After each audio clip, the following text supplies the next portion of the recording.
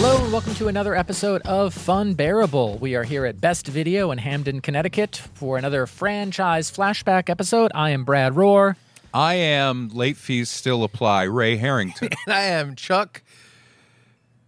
What other stuff is there for video stores? Rewind, you already did that. Yeah, Be Kind, Be Kind, Rewind, Staten. Oh boy. The quick, they call me the quick draw, Staten. Call me the quick quipper. Quick. So how many pieces of pizza did you eat, Ray? I ate more than anybody. I don't know how I many. feel very I guilty lost about count. that. Yeah. Me too. They're very narrow slices. They are narrow. They They're were, narrow and thin. it's thin. It's a They're thin so pie. thin. It's Yeah. a thin pie. Mom, they're thin. We are working our way through the Saw franchise. Last week's episode was Saw 1 through Saw 4. Today gives us Saw 5, Saw 6, Saw 3D, Jigsaw, and Spiral from the Book of Saw. Yes. And if it weren't for this lovely location, I would quit the podcast right now. You didn't have to watch these movies, Yeah, Ray. I know. Yeah. You got off We light. watched And them I all. don't have to listen to you tell me them.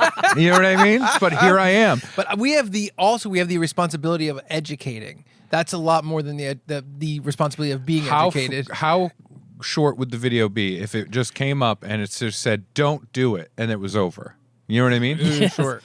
Yeah, this is your brain. This is your brain after watching 9 Saw movies. I mean, they show a lot of brains in these Saw They do movies. show a lot Yeah. of brain. They hang brain, is So- what I heard. Yes. But speaking of hanging brain, Oh, I boy. want to just say really quickly, honestly, a wonderful thank you to Best Video. Yes. The best. This truly is wonderful.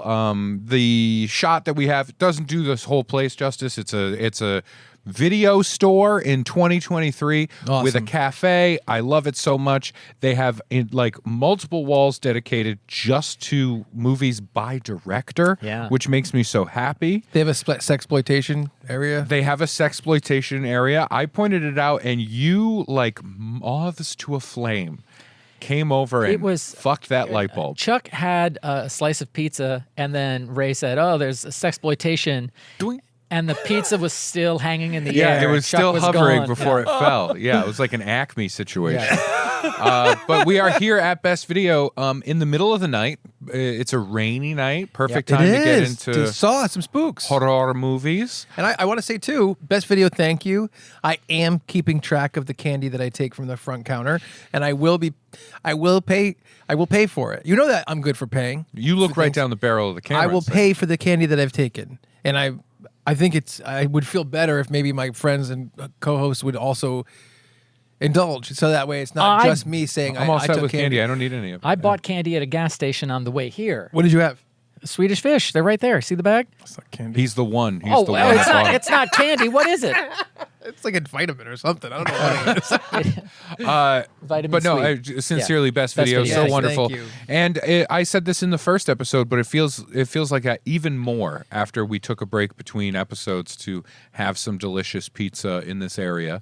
Thank you, Paul and Joey, Gordon and Chris, You're thinking of Gordon because of Lawrence Gordon. Yeah. Paul and Danny, Eric? Paul and Derek. Yeah.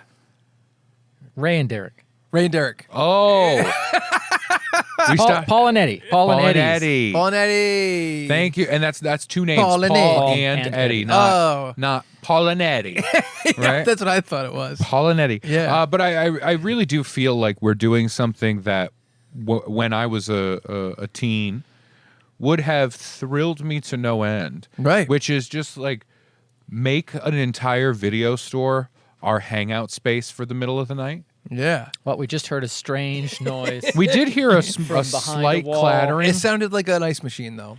It sounded like somebody sneaking slightly stumbled into something. It seems like there's a person in a pig mask Yeah. who's going to syringe one or all three of us. So, hey, if this episode comes out and at some point it just goes black and you hear like weird stuff, you only see flashes of light here and there, you know? yeah, yeah. I'll say a lot of new metal in the background of Saw movies. Oh, If you happen to hear some Chevelle, if you Yes. happen to hear it's like some Slipknot. some Disturbed, Yes. if at any point in this episode, listener viewer, you happen to hear call 911. Yeah. Okay? None of us here are willingly and of our own volition getting down with any sickness. Nope. I want that known. I might. A little later on, we're going to learn about a musician who appeared in one of the Saw movies. Oh, Garth Brooks. Garth Sorry, Brooks. Chris Gaines. Yes. I think Garth Brooks takes it. Yeah. Yeah. That's a good one. Garth Brooks wouldn't do it. Yeah. But Chris Gaines Chris saw. Gaines. Garth Brooks was offer only. Yep. But Chris Gaines went into audition. Yes. I will say, I'm just going back to what you said. We are alone in the video store. They Yeah. didn't tell us. We asked, they've been very kind to us. We asked if Yep. we could come and film here again. We didn't realize they were going to let us be alone. And I was like, as soon as we finished, I'm like, we're just talking about movies we like in a video store, and there's pizzas waiting for us. And this is everything I ever wanted in my life. And I'm happy about there's it. a whole shelf of Sex sexploitation DVDs. And no one's saying, don't look at that. And there's a big screen that can come down. Oh. I'm just exploiting. That's what I would say to. I'm just as much a victim as they are. Those sexploitation things, like we saw one there that was like, it's a collection of video taken from the 40s before there was feature length XXX films. Right. Right. I just listened to a true crime podcast about John Holmes? Pete Yeah. Holmes? John Holmes. No, not Pete Holmes. Not Pete Holmes, probably. No, but John Holmes, the porn star. Yeah. Who, from the 70s, who had a huge, huge, huge penis. Average. Oh, Brad, good for Wouldn't you. that be crazy if Brad had a big dick? I don't. It would be amazing. It really would. yeah. Like the most humble, huge I- cock I've ever seen. I know it would be funny, but I want to get ahead of this rumor. No. I just want to get it out there quick. Listen, I know it before would be any, funny if I had a big any penis. internet It's not sleuths get on this. Before I don't know. Let's check Snopes. Snopes. Let's see what Snopes has to say. Snopes. But I will say, like, it is weird. Those sexploitation things, like that collection of videos from the 40s. That's Right. why I know about this stuff. Like there weren't porn films Yeah. back then. Not until the late 60s, early 70s Right. did they go, let's go feature length. They used to be short things. It's like Behind the Green Door. Yeah, Marilyn it was Chambers. just, it was like no audio, just people fucking. Because for as long as there has been the ability to put images onto film, Right. there has been porn. It was like the horse getting all four hooves off the ground, Yep. and then they panned the zoetrope, and it was people having sex. Well, everybody knows Zoetrope. the first porn theater. Everybody got freaked out and ran out of the cinema because they thought that the penis was coming through the screen at them. That's that love old that. story about the train. Yep. Hi, I'm Ray Harrington. I know film history. But I will say this: what's weird about that video is if we put that on and watched scintillating, titillating women from the 40s, Right. all I would be thinking about the entire time is like, oh, look at those dead women. Oh, Right? yeah. Look at those dead men and women having sex. Well, everyone's going to have fun. Doesn't matter if they're dead. They could be old and dead.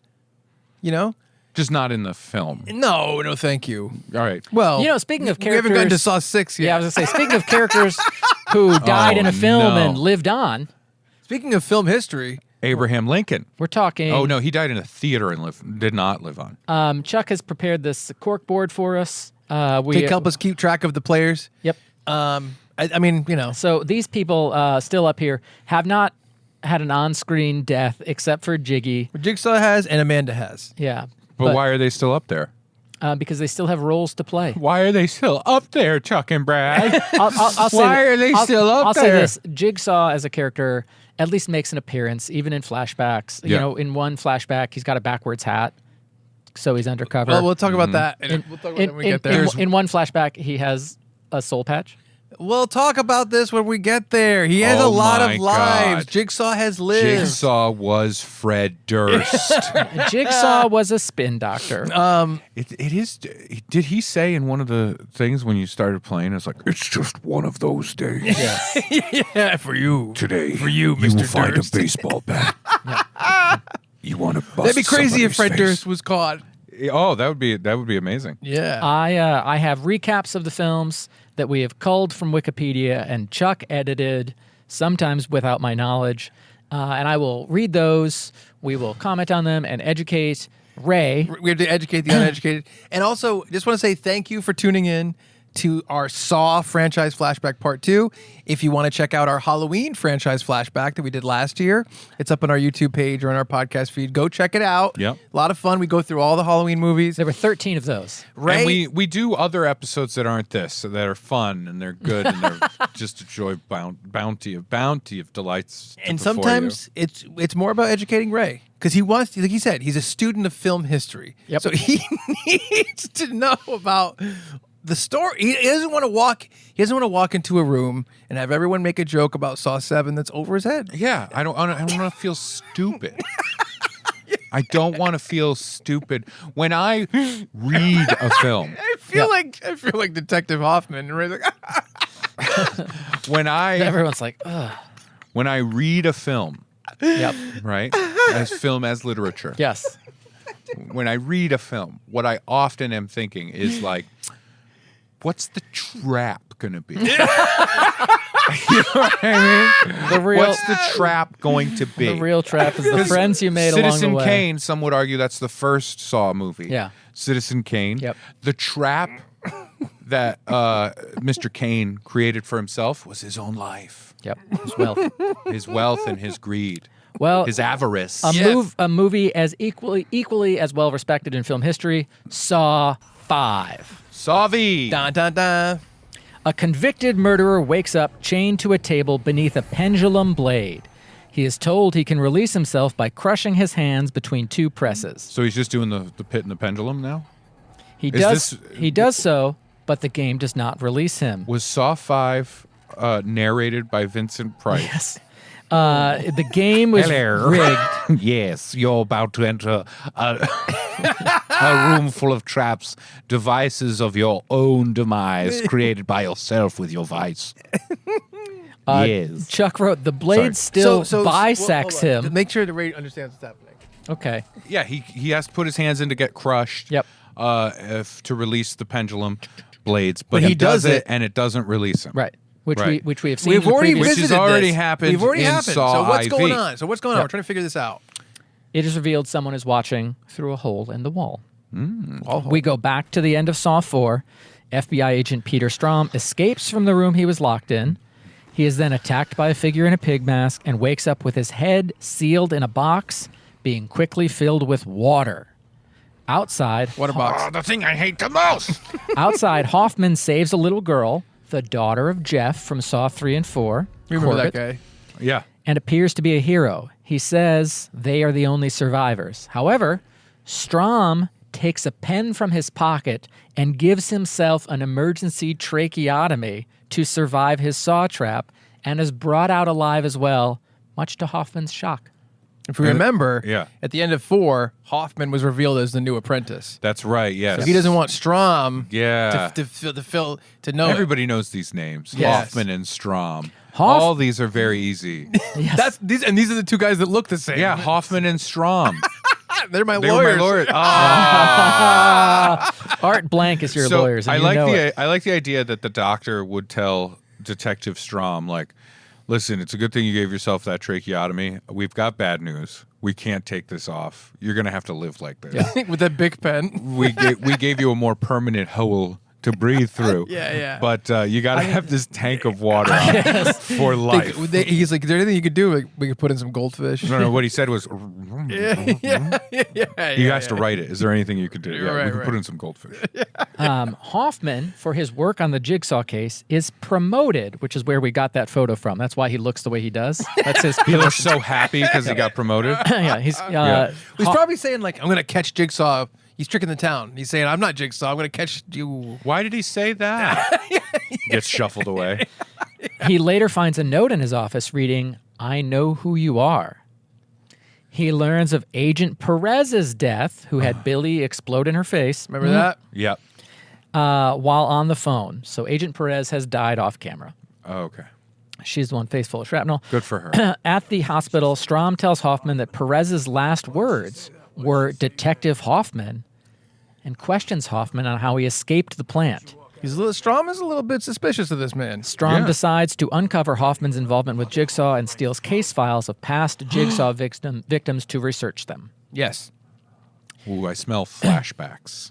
In an underground sewer, 5 new Saw victims awaken with collars locked around their necks, connected by cables to a set of whirling, whistling saw blades mounted on the wall behind them. The keys to the collars are in individual glass boxes across the room. A videotape informs them that they are all connected and they must do the opposite of their instincts if they are all to survive the tests ahead of them. 4 reach the keys and free themselves. 1 fails to retrieve a key and gets decapitated. The 4 remain and move on to the next room. Back in the trap house. Yep. Yep. The second room is filled with explosives in the corner on a timer, and jars of jagged metal hanging above the room. There are 3 protected areas to be shielded from the pending explosion. They take a bat, they break the glass jars to get the keys to let themselves in the safe spaces. And in the ensuing cacophony, 1 victim dies, and we are now down to 3 to move to the next room. There's like a big metal grate, like a sewer grate. Oh, yes. But and then they need to climb in this concrete tube that will shield them. So it's not the trap. The thing you're thinking of is not the trap. It's the explosion that's the trap. This is just on the way. Flashback. It is revealed the opening pendulum saw trap actually did happen in the past. Okay. Not narrated by Vincent Price. Oh, because the camera panned over and it was a calendar on the Yes. wall. Jigsaw abducted Detective Hoffman after Hoffman set up the pendulum trap in order to kill his sister's murderer and frame Jigsaw for said murder. So he did that. As a copycat. As a killer. copycat, To completely frame it. unrelated. And so Jigsaw was like, hey, you not only did you steal my trap idea, but then you didn't even live up to my legacy of saying Yeah. you can get out of it. So Jigsaw's not happy with Hoffman. Okay. But wants to work with him Fine. anyway. Good, great. How did no one make the connection between this dead criminal and the cop whose sister was murdered? Well, at least Strom is looking through folders and has an idea of what happened. In the third trap room, an electric circuit needs to pass through someone's body to open the door. There is a bathtub with some water in it. 2 of the 3 victims throw the third into the bathtub and shock her. She dies. In fact, I think they kill her and then throw her body in, and her body Right. completes the circuit. The 2 remain and move on to the next room. Meanwhile, And Jigsaw... they're like, I'm sure the next one will be totally fine for both of us. Jigsaw's ex-wife, Jill, Jigsaw. claims Strom is stalking her. Strom concludes that everyone was meant to die at the plant except for Hoffman. After Hoffman tells FBI boss Erickson, Chuck has a photo of him. This is the guy. He's the boss of the FBI. What the fuck? Errol Flynn? Why does he have that mustache? This is FBI. Why does he look like FBI a standard issue Why does mustache. he look like the ghost of a haunt? Like he looks like a waiter at the hotel At the haunted mansion. in The Shining. Yeah, Yes. yeah, he does. Doesn't he? Yeah, he looks does. like a 30s waiter. You've always been here. Yeah. Jack. The Yeah. Overlook Hotel? Yeah, for sure. That's what he looks like. Yeah, the bartender. Oh, I'm just the guy that cleans up all the shit. That's me. Hoffman tells Erickson about Strom's theory of a second Jigsaw accomplice. Erickson has one of his agents track Strom's phone signal. So Erickson thinks it's Strom. Strom thinks it's Hoffman. We know it's Hoffman. Okay. In the fourth and final room for the new saw victims, the 2 remaining victims find a machine fitted with 5 saws and a beaker requiring 10 pints of blood to open the final door. They realize all of the prior tests could have been completed without any deaths if they had worked together. Yes. Their selfishness was their downfall. Yes. They also figure out their connection. They were all involved in a building fire that killed 8 people. The 2 final victims concede a truce and each slice an arm in the saws to provide the blood needed to open the final door. Following the Strom's cell phone signal, Erickson finds the phone and his own personnel file, both planted by Hoffman. Can we go back to this, like, the moral of that story? Yes. Yes. Well, all right. Sorry, because it's not written because it didn't seem important. But earlier you were talking about like a planning and a zoning board and gentrification in the previous episode, and this was they wanted to build a stadium. I think this was this one, and so you have somebody there from city planning. Yeah. and she took bribes, and somebody there from Yeah, a real yeah, estate yeah. company, and like it's all this, and it's all like I think where Jigsaw's building used to be, something like it's some weird connection. Yeah. But there was like somebody from the city planning office. Very similar to your idea. Yeah, Yep. it's also annoying though because this idea of like you should have just worked together Yep. is kind of bullshit based on the way you described those traps to me. It's weird because the first trap you don't realize they could work together. The second one, it's like, oh, they had so much room to hide from that explosion. Like I realized that watching it the first time. Yeah, But they were all scrambling and they just were trying to get behind whatever that could protect them. Yeah. That they didn't think about that. right. And then what about the one where they have to connect the electric? If they had each stood in it, they would have each received a small shock. How do they know that? If they're all working together, honestly, Yep. if the three of us were in that room, Yes. Yep. and it was if all three of us stand in there and touch it, we'll get a little shock, but it won't kill us. Right. Would you know that? How would we know that? Would you know that? I don't think I would. One You know, of the even if people, we're the first working- one who got decapitated was like a fire investigator. Right. Yeah. It's irritating though because it's like if we were in that situation, even if we had worked all together, there would be an assumption I think on all of our parts. That they were going to kill one of us in each room. Yeah.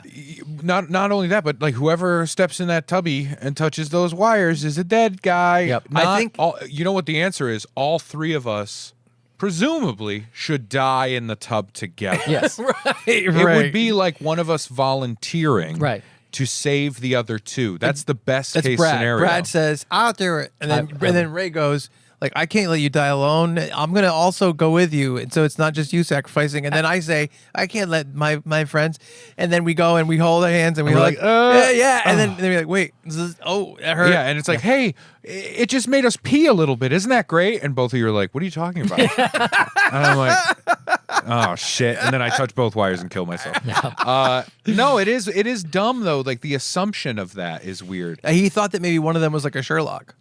Yeah. I'm just a Moriarty looking for my Sherlock. The problem is I keep taking morons and making them my assistant. I think the idea maybe is that's interesting. That's an interesting thing because he frames it as like a moral decision. Like you're so selfish, Yeah. you're just looking to save yourself. And he's kind of framing it like if you had talked to each other, we could figure this out. There's no way for But you maybe to you know would. that for Yeah. the Maybe you wouldn't. for the electricity. That's Yeah. wild. That's a legitimate criticism. You hear that, Jigsaw? I'm poking holes in your little plans, okay? I don't care. I'll tempt the shit out of this Jigsaw fella, all right? More like Frigsaw. You frig. Fol- Hey, you frig. Come on, Jigsaw. Come on out here, you frig. You coward. You someone frig. a frig Come is on, so- you frig. I always thought frig was so funny as a noun. When you were Nope, a kid, I'm not playing this stupid game, you frig. That's me in a reverse bear Yeah. trap. I'm like, I'm not doing this, you frig. You sick frig. Get off on this. I would spend the whole 10 minutes instead of clawing through whatever to get the key out. I would spend 10 minutes being like, you're so sick. You sick. You got a boner right now, you frig. Yeah, that's what you're doing. You got me in your trap so you can jerk off, you weird frig. Right? Like I would do that the whole time. Brad seems like the type of person who grew up saying frig. Yeah, I think so. Did you say like, I- Only if he was thinking. really mad. You're thinking bozo? yeah. Would you ever say frig? Yeah, probably. Like I don't give a frig, people would say. I don't know about that. Would you call someone a frig? Ya frig. I don't know that I used it a lot as a noun. I don't think, it's not usually used as a more, noun. That's why it's funny. More Would a participle. would you perhaps say, hey, let's frig? That's what I'm going to frig you so hard. That Yes. was my Merc. What the hell's going on? We were upstairs frigging. Following Strom's cell phone signal, FBI boss Erickson finds the phone and his own personnel file, both planted by Hoffman. He also finds the two new Saw victims and calls for medical attention before putting out an APB on Strom, as Erickson has convinced himself that Strom is Jigsaw's new successor. So Erickson thinks that Strom is the new one, but we were like, Yeah. no, that's not happening. Meanwhile, Strom follows Hoffman to a renovated house, possibly the house from Saw 2, and finds a tape. In the tape, Hoffman urges Strom to enter a scary Saw trap box, a big glass coffin-sized box Come on, get in it. filled with broken glass. Would you Come get on, in? it'll be cool. Would you get it? So Well, how's he talking him into it? What's the? it's on the tape. It's basically get in there or It's die. like it's basically like you will get in this glass box or die. And Strom's like, I'm not getting in that box. You're gonna do a saw trap on me. or you're gonna die. Like That's basically he it. followed him in there, right? Well, he's we getting- don't see Hoffman. Okay, but Strom showed up there looking for Hoffman. Yes. Yes. Yes, and he finds this. It's not like glass- he was like he came to, Right. and he's in a room, and it's like there's a bomb on the wall, and Right. it'll blow up, and gas will come out and kill you. Yep. Yeah. Unless you get in the glass box. It's just a tape going, get in the box. It's like get in the box or you're gonna die. That's what he says. Yeah, So he goes, oh no. Well, he doesn't get in it. he doesn't get Yeah. in. Okay. Strom stops short. He hides behind the door. Hoffman comes in, sees the empty box. Strom attacks him. Hoffman gets thrown into the box and shuts it and smiles at him. Uh-oh. Can we change hoisted by your own petard to dismembered in your own jigsaw trap? It's a weird joke. Yeah. Strom believes he has finally caught Hoffman, Yeah. but the door to the room suddenly shuts itself and the walls begin to close in as the box is lowered beneath the floor. Ah, yes. Strom finishes playing the tape, which warns him if he does not enter the box, he will die and be framed as Jigsaw's apprentice. Safe inside the box, Hoffman watches as Strom unsuccessfully tries to escape the room and is crushed to death. Hoffman is lowered in the box. It doesn't show us where he goes, but I bet he's lowered into a cool room with video games and skateboards and Victoria's Secret catalogs and cool music playing. Wu-Tang ain't nothing to fuck with. Sorry. Frigwit. Credits. Yeah. So I'm going to say this.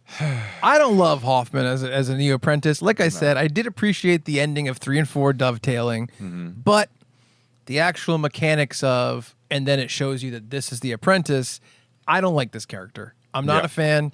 Amanda, great. Sure. Happy with that. I don't like Hoffman. Saw 5 is a fun ride, but I'm not excited that he's the bad guy. No, and also get in the box or you're gonna die.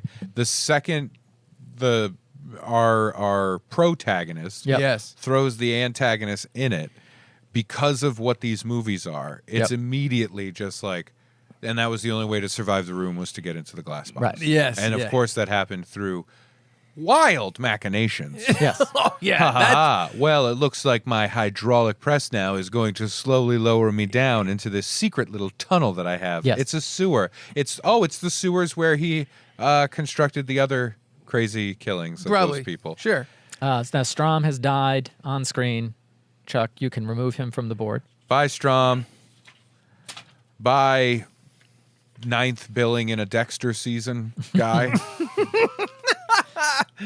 So Saw 5 is concluded. Yep. Sov is done. Now Saw I'll V. say Saw 5.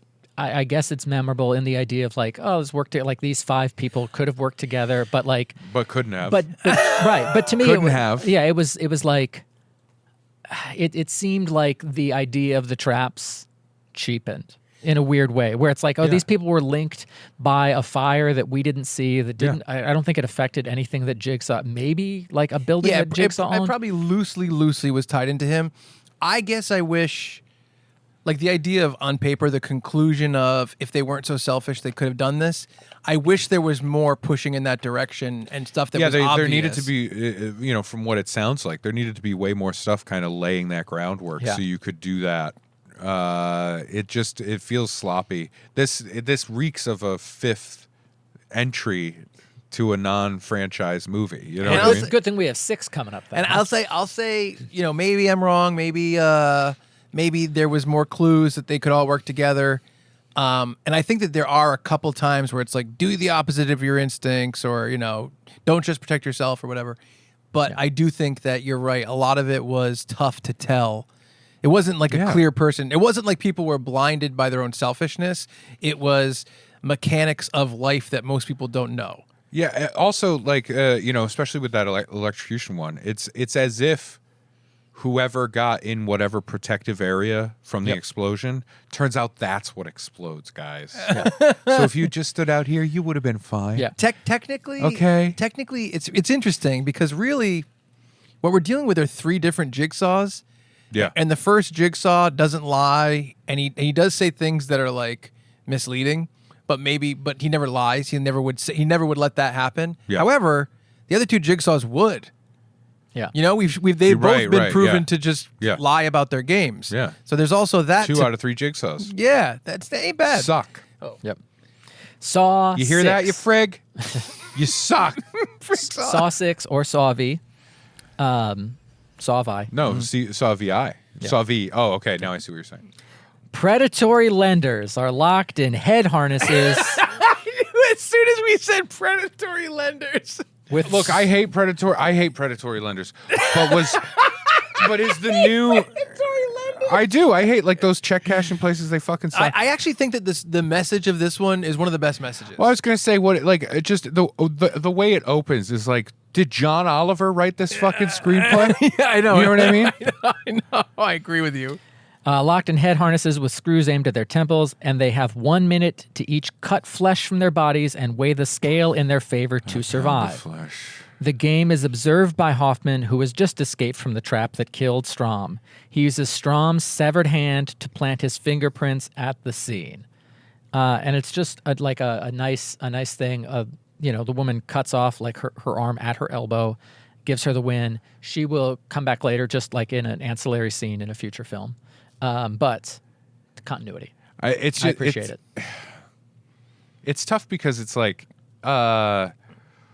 these little threads of like, this is why they tie together, and coming from the next movie and stuff like that. Like this one, imagine if you go see Saw 6, where you're like, I saw Saw. I didn't really watch the sequels and stuff. This new one's coming out. Yeah, I'll go see it. My friend wants to see it. He's you seen would be all of lost. them. That's what's tough. Yeah, you're like, who's this guy? Why does he have that hand? What are they doing? No, they do show you what happened in the last one to keep you up to speed. Yeah. But it's still like, wait a minute, that's not even the person I remember as Jigsaw. Yeah. They don't give you the whole. Where's the guy? Yeah. I know. Where's that little doll? You know what I or mean? is it a little person? Or was it a little person? It's funny. Where's that frig with the little doll? Where's that little frig? Where is he? Ooh, there's that little frig. Oh my God, he's so Is that little frig riding around in this one? so scary. Look at that little frig riding around. Woo, that's so scary. I'm thinking of Billy on the trench called a little frig. That scary little frig. Get out of here, you scary little frig. If he came after me, I would just say, get out of here, you scary little frig. I'd kick him over. I think it's funny because this thumbtacks. You could taste your own medicine, you little frig. I gave that little frig a flat tire. One of the things that's tough that I think about a lot from the point of view of storytelling Yeah. is To call Saw 6 storytelling. Sorry. Storytelling in the film world. I do think, we deal with not only this kind of sequelitis in the world of like horror, but like we all love the Fast and Furious movies. Sure. And then there's like, the Avengers world, the DC universe world, and like there's different movies that play with this world of like these continuing story where it's like you kind of have to balance this thing of, do we cater to people who might come see this that haven't seen everything we've done? Yeah. And it's like a really weird balance. I think that's one of the reasons that Marvel did so well for so long is that they let their stories exist kind of like in a world where like my dad can go see a random one and be like, yeah, that was good. Yeah. But it is tough because then you don't get to really keep building the story further out. I know, but they're building the story further out, and it sucks. You know what I mean? Like it's just weird. Here's my thing. I think it's interesting where it's like, guys, you don't have to have the movies immediately follow the last one. I know. It could be years later. It could be a year later. It could be a month later. We eventually get to that. I know, but for the 6th one in a row, we're like, and and came then out, this guy just walked out of that old building. They came out a year apart. It's very Terry Goodkind, Sword of Truth series. I feel like three people. I feel like part of their thing is like, let's make it a story that continues, and part of me respects that. And I don't know exactly how you guys feel about this, but like I do look at like there being like those like late 70s, early 80s, whatever, Friday the 13th, Halloween, all that stuff, and how disjointed that was. Mm-hmm. And I do respect going in the other direction and being like, well, let's make everyone matter. Because like in Friday the 13th, we were talking about it last night on the phone, the 6 or 7 new campers are just disposable nobodies. Sure. And there's also like a weakness to that. And so with this, it's like, and then the question is, can you actually make this continue? And like we said in the last episode, what happens when your villain is a 60-year-old cancer-ridden bad guy, which is tough. Yeah, I know. And especially if you're like, we're not going to go supernatural. So what are we going to do? We're going to stick with people. I think it's a tall order. And I like the idea of prioritizing continuing the world, but I totally understand what you're talking about. I know. All right. I'm glad you got so much laughter out of Frigg because you're about to roll your eyes. FBI agents Erickson and Lindsay Perez, whose survival was concealed by Erickson for her protection, investigate the killings. She did not die. I will say, they do tell. The only person that you find it out from is Hoffman is told. And he is kind of looked at as like, is he part of this? So it does make sense. Yeah. I think it does make sense. It's just it's a weird way to be like, oh, she'll do this one. Yeah. She was doing a different movie when 5 was shot. I'm not even kidding. I guarantee you that actress was doing a different movie when 5 was shot. And so they wrote her out of it. Yep. And then she was available for 6. So they brought her back. If you want my opinion, I bet they didn't think they were going to bring her back at all. Okay. I think they just kind of were like, whatever. And then when they were writing 6, they're like, did this person die? They're like, well, the only person that thought that was him. What if? I think Maybe. it's that. Yeah. Either way, it's not great. They're doing an autopsy on one of the predatory lender guys, and it's revealed that the blade used to cut the puzzle piece from his remains is the same blade used years earlier on the pendulum trap where Hoffman impersonated Jigsaw. Hoffman learns this at the same time as everyone else and seems surprised that forensic science has advanced so far. He's like, you couldn't tell that came from the same type of knife? And I'm like, I know that. I'm not a cop. Perez and Erickson reopen the investigation and analyze evidence. Hoffman arrives at Jill Jigsaw's clinic and demands she give him the envelopes from the inheritance box she received from Jigsaw. Remember Jigsaw's inheritance box? And you never see what's in it. She gives him 5 envelopes, numbered 1 through 5, containing photographs of the next game's subjects. So Hoffman's like, I got to continue this work. We got to get to work, Jill. You know that I'm Jigsaw's apprentice. I got to get the next 5 victims. In this movie... And he took pictures of them and... well in advance. Put them all in numbered envelopes. Yep. Attorney-client privilege. Art blank. In this movie... Art blank. In this movie... Blank law. The game is based around health insurance executive William Easton. I think that this is a good story. I like the message here. I think it's fun that they tried to do this. And his associates, whose company's dubious business policies consistently turned down their clients' coverage for medical treatment. He's the head of an insurance company. Here we go. Yes. After Hoffman abducts them to an abandoned zoo, and Easton awakes with 4 bombs attached to his limbs. He is told that his family will be killed if he doesn't complete the game.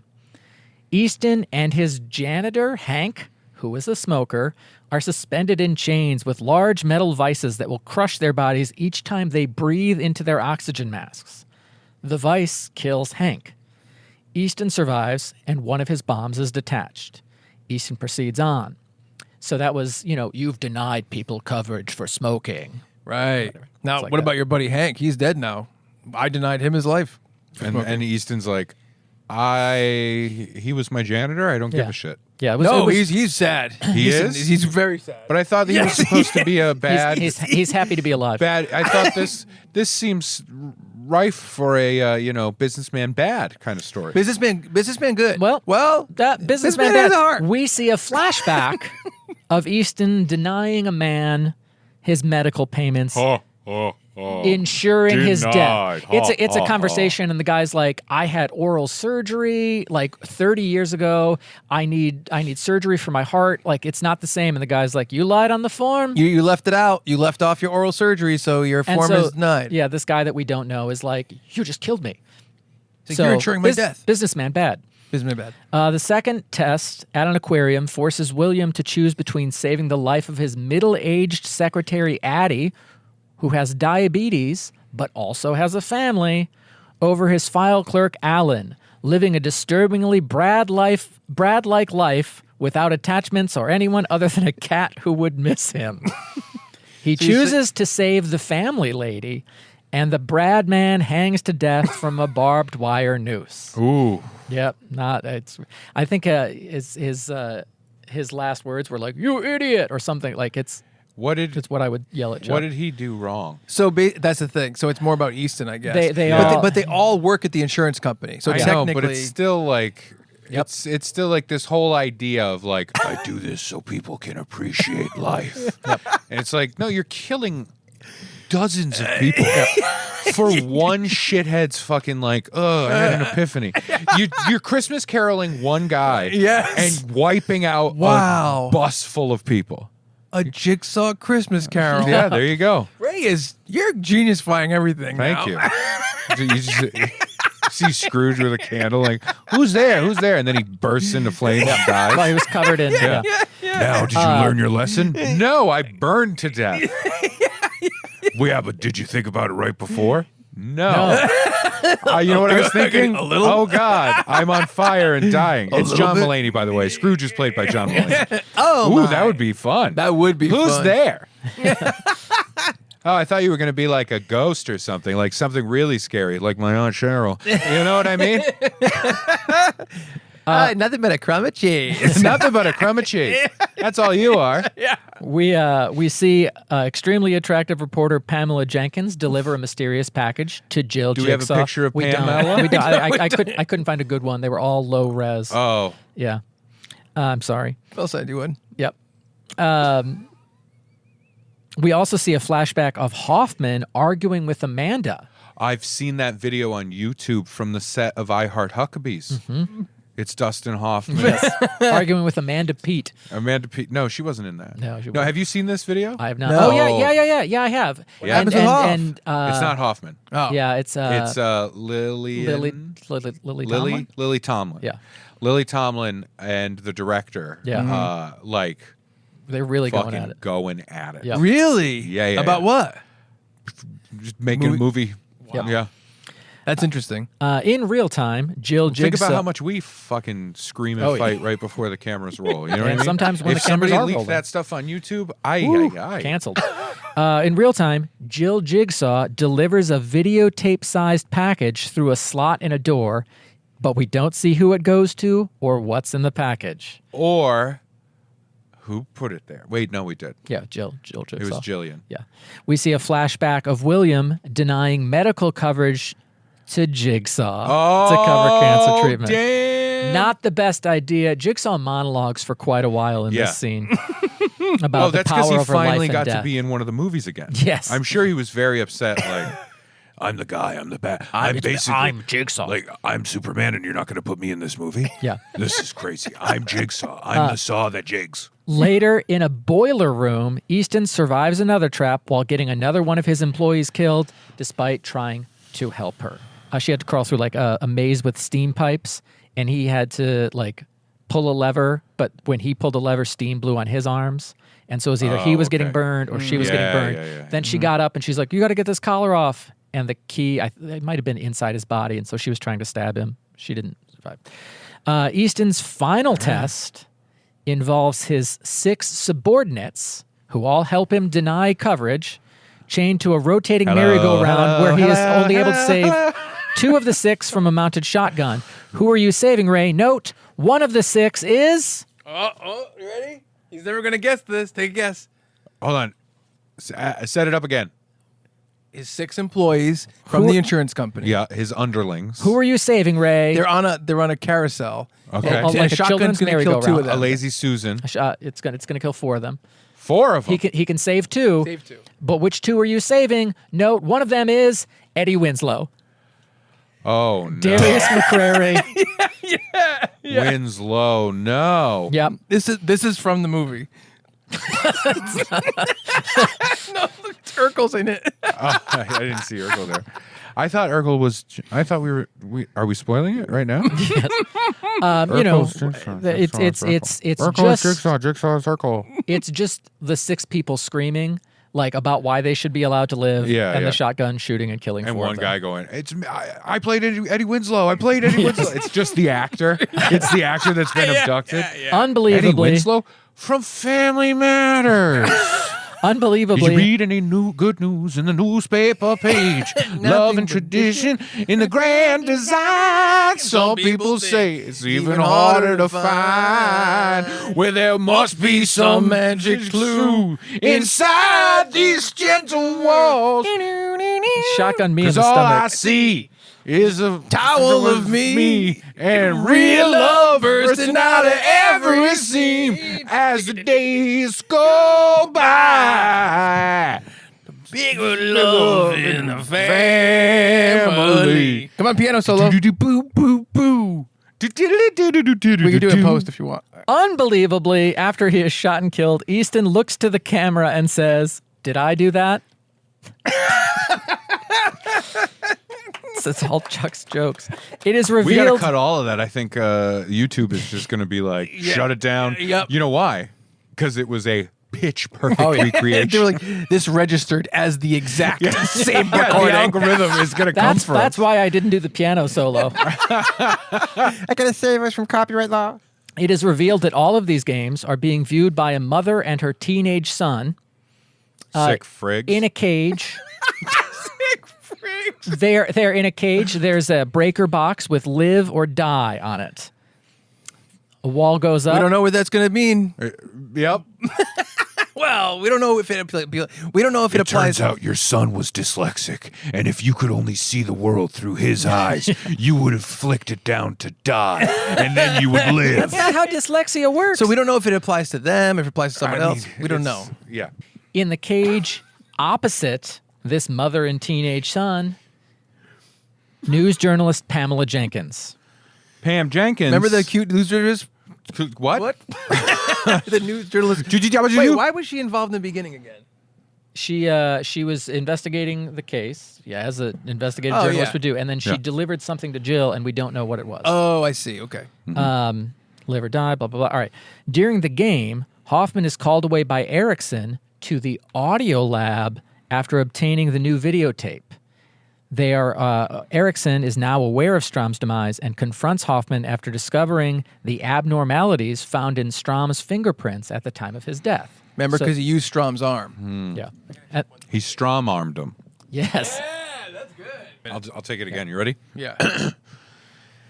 I guess you could say he really strom-armed him. No, I'm kidding. We'll do the other. Keep the original one where you were really excited by my line. Keep both, Craig. Craig, you frig.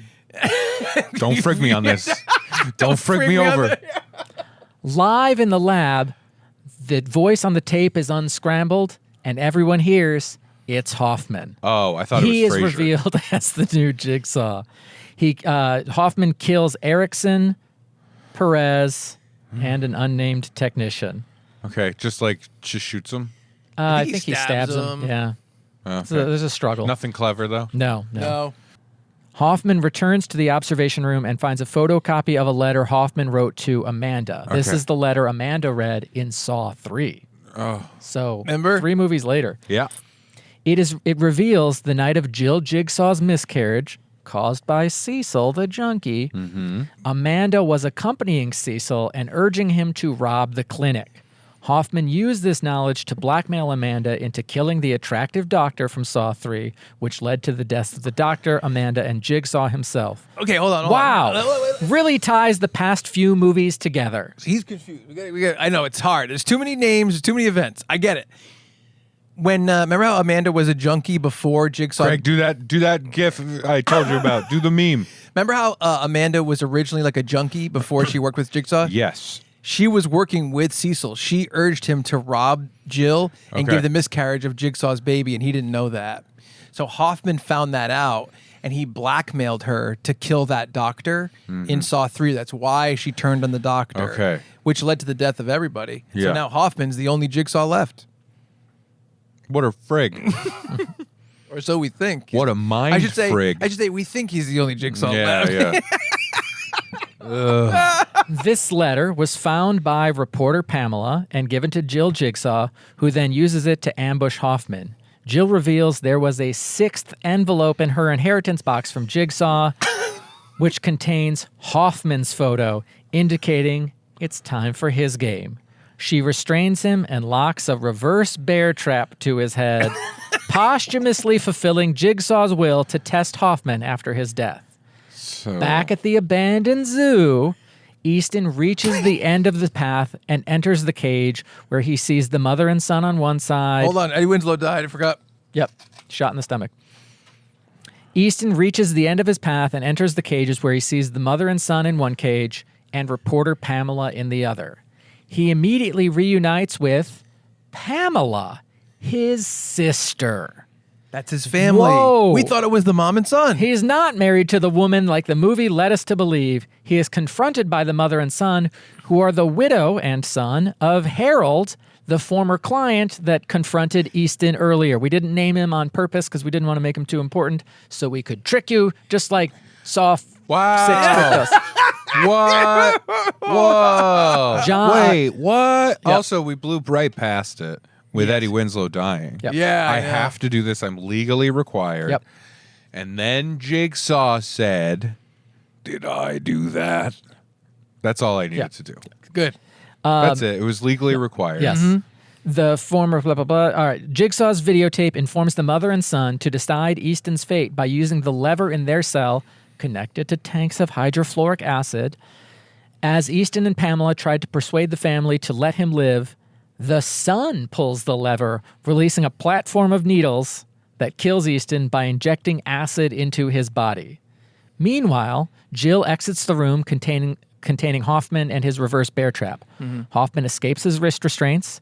He escapes from the trap by sticking the jaws of the trap into a broken window with metal bars, where the horizontal bars prevent the trap from killing him as it activates. It was pretty clever. That was While pretty he good. sustains an injury to his right cheek, Hoffman lives, and Jill Jigsaw is in for a fright.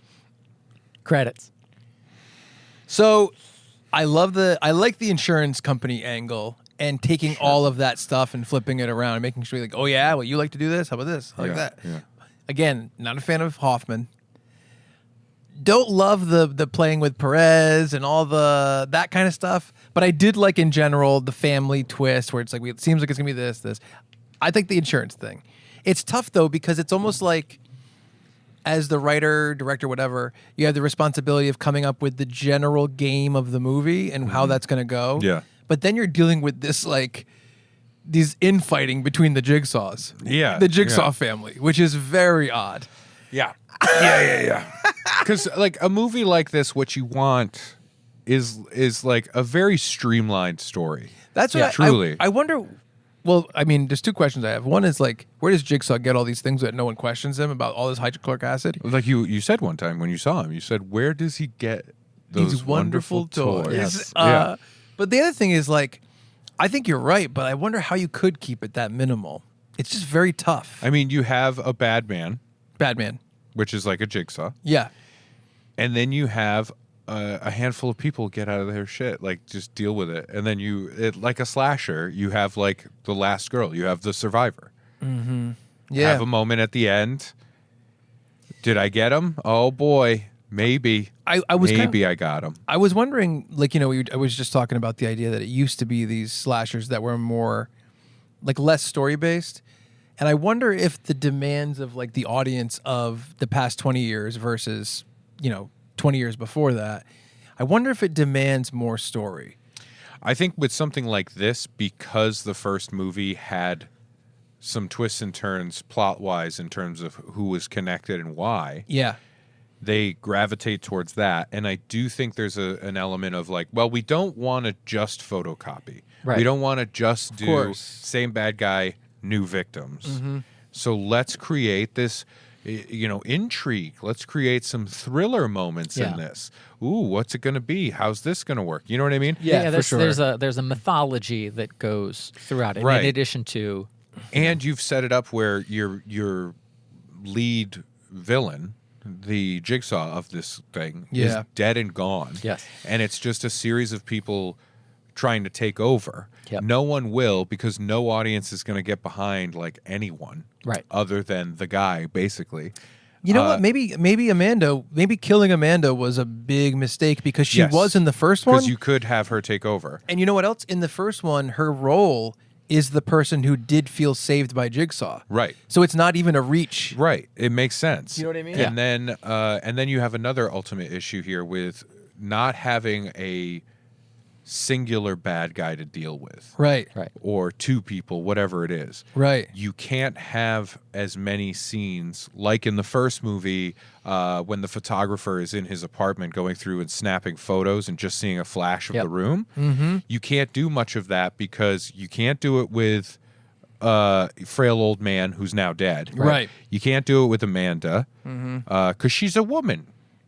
She can't do it. She's not strong enough. Well, some of them, they're like, I won't believe it. Like, she couldn't lift this person up. Yeah, stuff like that. Yeah. But you don't have that one person the way you would in a slasher flick like a Jason or a Freddy or something, where it's like they're gonna go get them. They're gonna go after them. Right, right. Michael Myers is gonna hunt these people down and kill them. It's interesting because like I'm sure that someone that is like a professor of horror has like an actual there's isn't that a thing? No, I assume a so. professor of horror. I'm sure there is on some like local access channel somewhere. I guess Professor Horror. Well, here's what I'm thinking of the fact that when I went to school for film, we did have basically a class that was all about movies that that were basically based around bad behavior or based around people that were exhibiting bad behavior, but they were protagonists, stuff like that. And you got to think that in like a film history world, like let's say you're going to like film school for like history, there probably is some classes that focus specifically on the horror genre. And I wonder how they talk about, movies that were made in the 40s, 50s, 60s, 70s that were in this area and went towards this, and the trend went towards this, and why that happened, and you know what I mean? The only way to find out is to get as a guest Dr. Scary PhD. Dr. Spook. Dr. Spook. Spook Scary. I don't know if I like that word there. Saw historically. 3D. So Saw 3D is not Saw 3. It's not Saw 3. You're thinking of Friday the 13th 3, which is 3D. Yes. This is Saw 7, which is Saw 3D. Yes. Texas Chainsaw 3D Easy. is 6, I think. Okay. Right? Yeah, I think so. All right. Oh, man. So many traps are going to go right out at you. Was Jaws 3 3D? Yes. Just 3 people, 0. Saw 3D. Flashback. We open with flashback to just after Saw 1. Dr. Lawrence Gordon, played by Cary Elwes, has just cut off his foot and is crawling away from the initial Saw bathroom. He now looks 10 years older. He uses a steam pipe to cauterize his ankle nub. He's a so he's doctor. not going to bleed out. That's pretty good. Yeah. Yep. Yeah, see, Rave's behind this And series. now I got a cool peg leg. like the idea that a Tack, character tack, makes tack, one tack. decision that you nod at. Yeah. Loves This guy loves I will also say, I think we printed another picture of Cary Elwes to see him 10 years later. Well, Yeah. we don't have to bring that up. All right. Sometime later, we don't know how much time later, another it. You'll see. another game takes place in public, like in a city square, in an enclosed. It's pretty cool. Okay. It's whatever. The logistics break the immersion for me. Involves a love triangle between two men, one of whom is named Brad, and their Chuck wrote betrothed. I thought that just meant a girl you like. Nope. No. The men have 60 seconds to shove saws into their opponent to save their beloved and themselves. The men realize she has betrayed them. They form a truce and allow the apple of their eyes to be bisected. Interesting way of phrasing that. She was hanging up there. They were pushing the saws back and forth. They're like, wait, she's the bad one. And the saw just cut her in half. And Yeah, they basically had to like either like push it away from her, but it would cut one of them, and then they were like, "Wait, let's just leave it in the middle." yeah, okay. You know, yeah. it was all in public, so people are like banging on the glass because it's in a glass thing. Yeah. And so, so somebody had time to go into a city square. Right. Set and all this set up this. and get them in it. Yeah. Probably need a permit. Don't Elsewhere. look up here. Don't look up here. It's Jigsaw with a hard hat. What do you It's what do you Billy with a- say Look at that little construction frig. Mr. Brown, what are you doing up there? Weather experiment. It's from Back to the Future. Good stuff. It was Doc Brown all along. See, I and here's what's hard is like I'm like I love Back to the Future 2. I love Back to the Future 3. Some people look at those movies the way that we might look at some of these Saw sequels. And those people are dumb frigs. You know what I mean? To look at Back to the Future 2 and be like, oh, this is uncreative. I know. It's like, wait, what? I know. Wait. Believe me, Wait. I know. I think it's because Back to the Future 1 is kind of his simplistic story. Yeah, I mean, it is an incredibly tight script. I talked about that. I've blathered on about how tight the script is of Back to the Future. Yeah. Talked about it with the guy Bob Gale who wrote it. My buddy Frank Five. Yes. He just went to see the Back to the Future musical, which I'm hearing is awesome. Yeah, absolutely. Yeah. And sitting in front of him was Bob Gale and Alan Silvestri. Oh man, Isn't that crazy?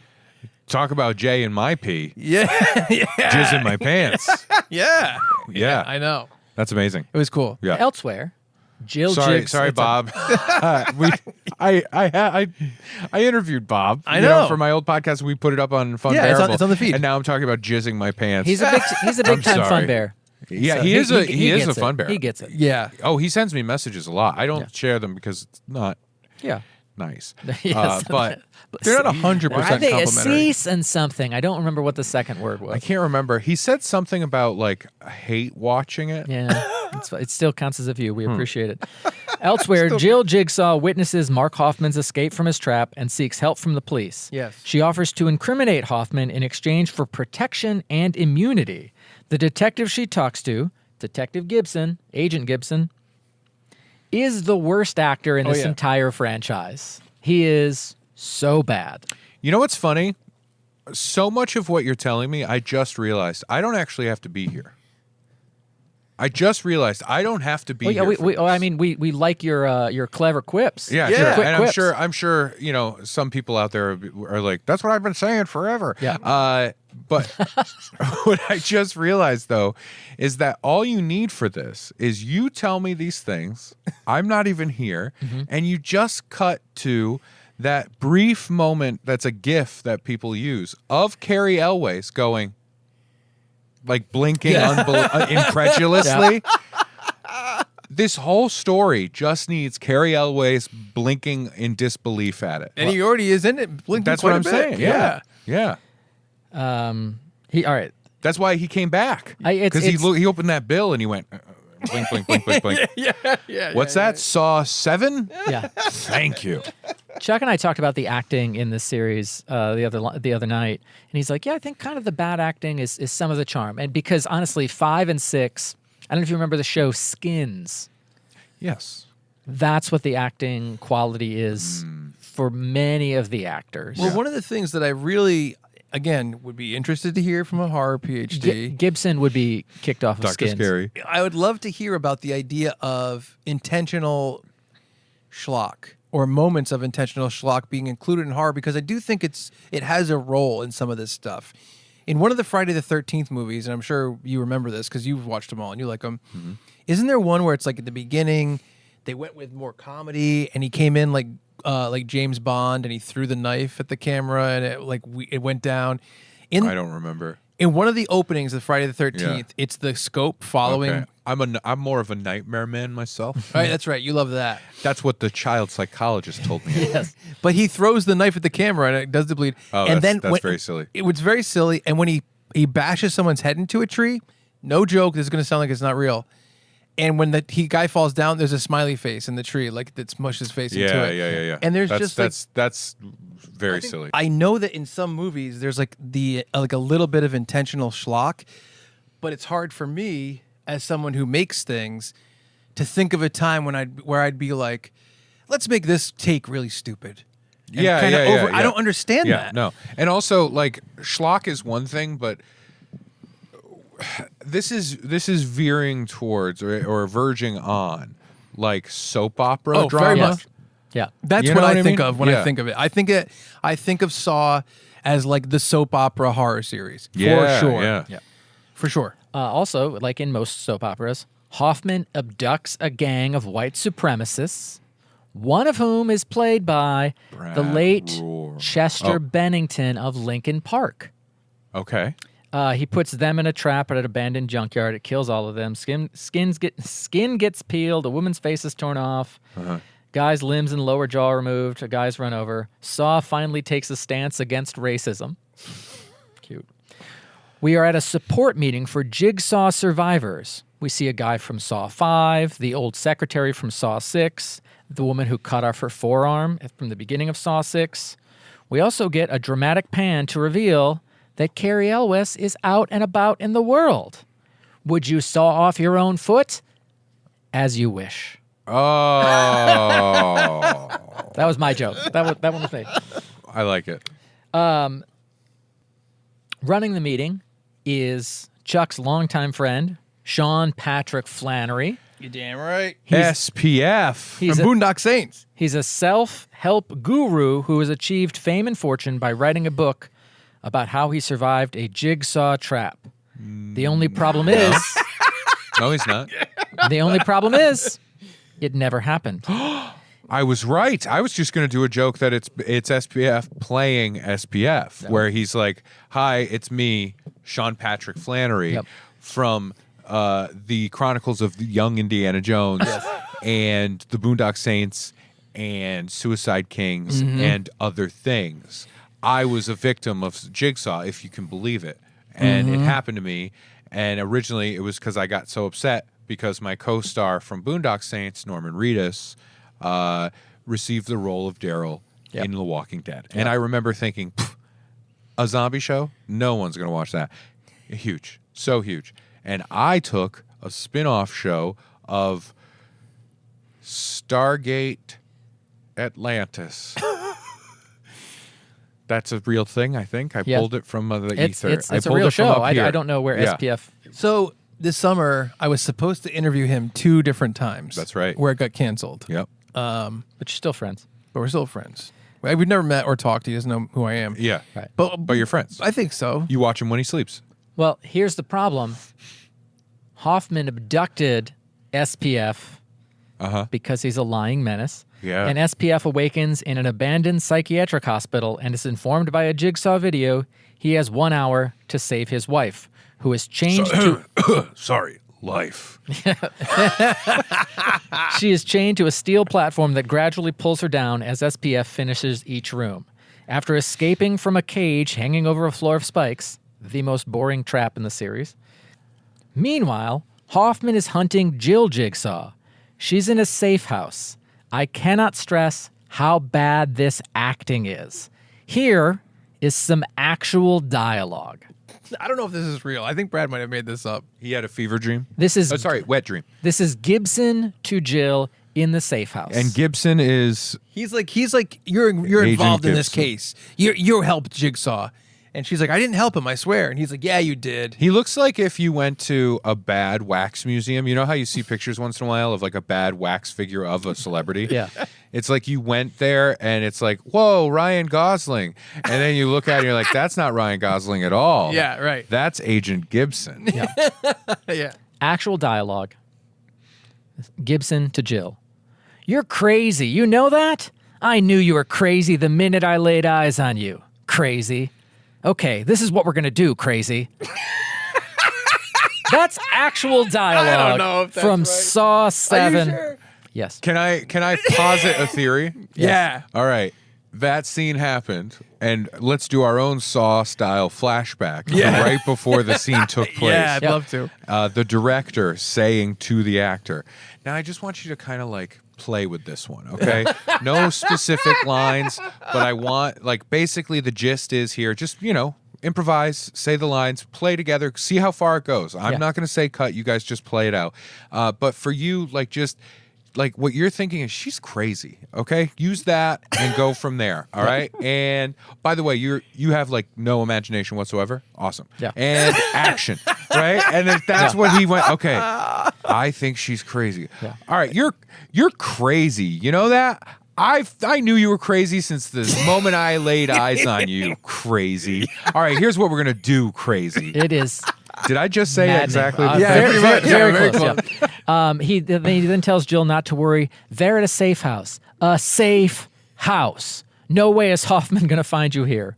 2 seconds later. us anyway. If we tell him it's a safe house, it's like it's off limits. 2 seconds later, I'm on Ghoul. a cop shows up with a DVD for Jill. Hoffman knows where she is. Brad said this part may have been played for comedy. Wait, say it again. Someone shows up with a DVD. With a DVD for Jill to play. Oh, from Hoffman. a DVD from Hoffman. Okay, Yeah. I Hoffman I knows got where confused. she is. Yeah. I thought for a second like this was like a Netflix tie-in back before streamers, Nope. where they were just like she gets a delivery of her Netflix DVDs. Yeah. That'd be good. Oh look, they came in. What if we were doing a horror movie Yeah. and we were like, oh man, like our horror movie, like we could only raise $100,000, which is a very small amount to make a movie.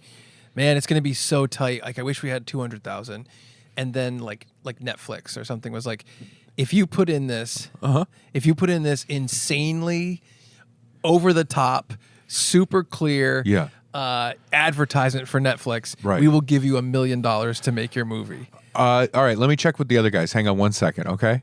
Guys, I just got us $1 million. I just got us $1 million. Do you put it in, or is it too crazy? All we have to do We're is we're doing it. is do an artistic inclusion Got it. of Netflix streaming DVDs. No problem. Wait, Just DVD say, service. Just say yes. What would you think? Would you do it?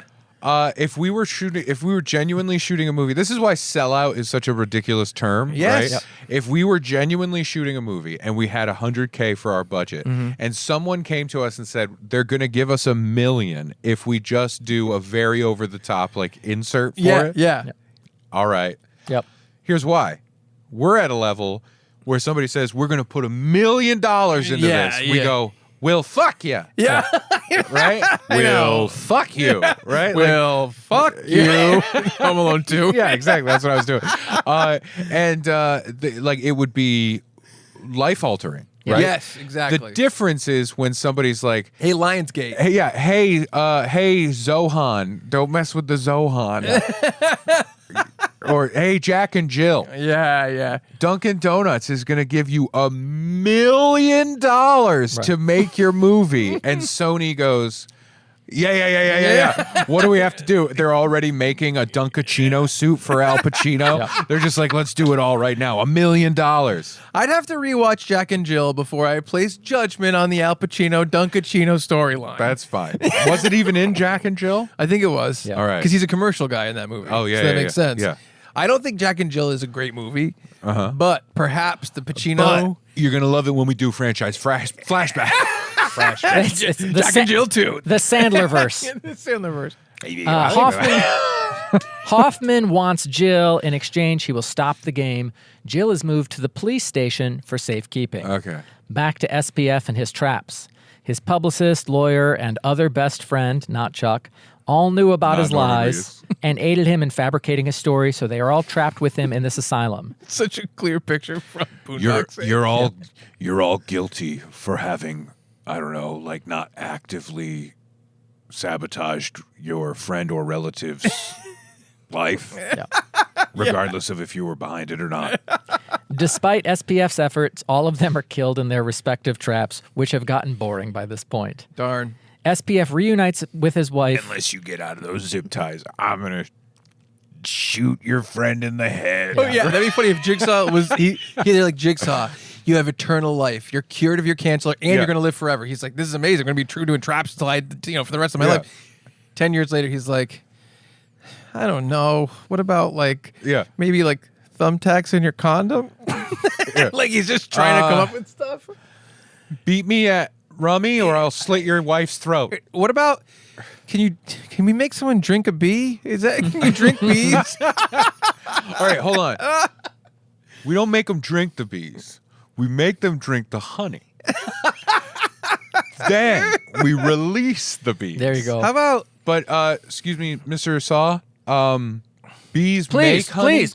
Call me Jig. I'd I'll rather stick not. with Mr. Saw. Mr. Saw. The bees make the honey. They don't eat the honey. They're not attracted to it. Okay. Wait, what's attracted to the honey then? Bears. Oh shit. Jig bear. What if Oh, we? boy. All right, new thought here. can we get a bear? What if we put like, I don't know, kitty litter in his Christmas stocking? And they're like, oh my God. He has 1 million apprentices. They just hate it. This guy is addicted to sex. He's a sex addict. So what I was thinking, hear me out. What if he frigs to death? What? Could he frig to death? What is that? And they're all Frig to death. We're at work, June. He frigs so much that he dies from it. Hear me out. I love it. SPF reunites with his wife after pulling out 2 of his own teeth to obtain the combination for the lock on the door to her room. Mm-hmm. Meanwhile, Gibson He makes that out pretty easy, huh? he Just did pull he 2 did teeth? he did a bunch more stuff. We okay. pushed past it because it was like not super important to the story. You just didn't want to hear about these was- bad things happening to your Not my sweet friend. Yeah. He's not my, if there's going to be a third Boondock Saint, it could be anybody, and I just want to make sure I don't get Wasn't myself there out already of a third Boondock Saint? yeah, the the dad. fourth one though. Maybe. No, not the dad. The friend, Yeah, I the don't best remember. friend. The dad is definitely a saint. And then the dad was also a Yeah. Boondock Saint. maybe I'll be the 5th saint. A lot of saints. Gibson So many discovers the saints. location of SPF's game and sends a SWAT team who were sealed in another room and killed by toxic gas. Hold on. And the 5th Boondock Saint is, and I'm like, come on. And they're like, Detective Hoffman? And I was like, By the way, they really dropped the ball when they came out with Boondock Saints 2. Hold on, real quick. I was at the screening thing. I told you guys about this, Yes, right? yeah, Bob yeah. Marley had me there, and SPF was there as well. I wasn't going to say anything genuine about the movie because I went to say my joke, and it started with they dropped the ball in 2, and you were like, well, hang on. So you're ready to defend it. What I was simply going to say was they should have called it Toondock Saints. It was such a shitty little joke. No, But that's you were good. ready, like, no, it was good, actually. well, here's what I say. I'd like to give it another shot. Uh-huh. The end. I remember. You know what I say? Frig me once. Shame on you. Frig me once. Frig me twice. Or for sure. Frig me. Finding Hoffman's command center, Detective Gibson realizes Hoffman has gained access to the police station during the games by being brought into the morgue in a body bag with the intention of finding Jill. That's a fun way to get into a morgue. It was. Before Gibson Sure. can warn the rest of the They'll station, never check. he and the officers This one's accompanying breathing. he and the It's a body bag. Stop, This one's giggling. stop clowning around. What? One of them is laughing to itself quietly as if it's like getting away with something of some kind. before Gibson can warn the station, he and the officers accompanying him are killed by an automatic turret gun. Oh, cool. Just a machine gun Yep, bursts out of the floor sure. and shoots them. Yeah, Hoffman- Well, Hoffman's not everybody a great. can get he's a hold of that. He's not a good Jigsaw. We have to just lay it out there. He's Where not did he a get great, this? Where did he get this fucking turret gun That's a good question. that can detect where people are? It's so they really broke the immersion again. Hoffman infiltrates the police station, killing everyone in his path on his way to get revenge on Jill. Ironically, S- they all died because they were addicted to bullets. SPF must reenact the test he claims to have survived in his book by driving 2 hooks through his pectoral muscles and hoisting himself up above the ceiling to deactivate his wife's trap. But the hooks tear through his flesh and he falls to the floor.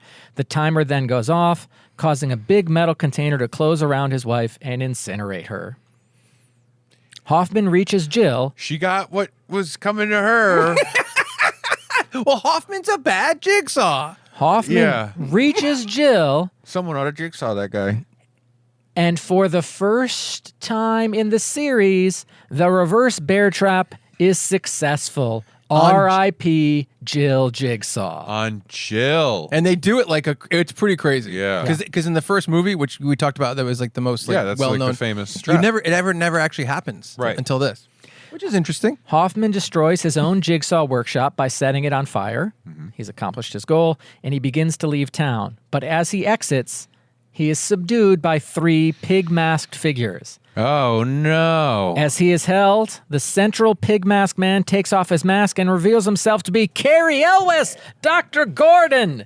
He became Jigsaw's apprentice after surviving his test. Gordon's a Jigsaw. Now, fulfilling a final request from Jigsaw to take immediate action if Jill were to be harmed, Dr. Gordon shackles Hoffman in a dark room. We hit the lights. It's revealed to be the same bathroom where Dr. Gordon was tested years before.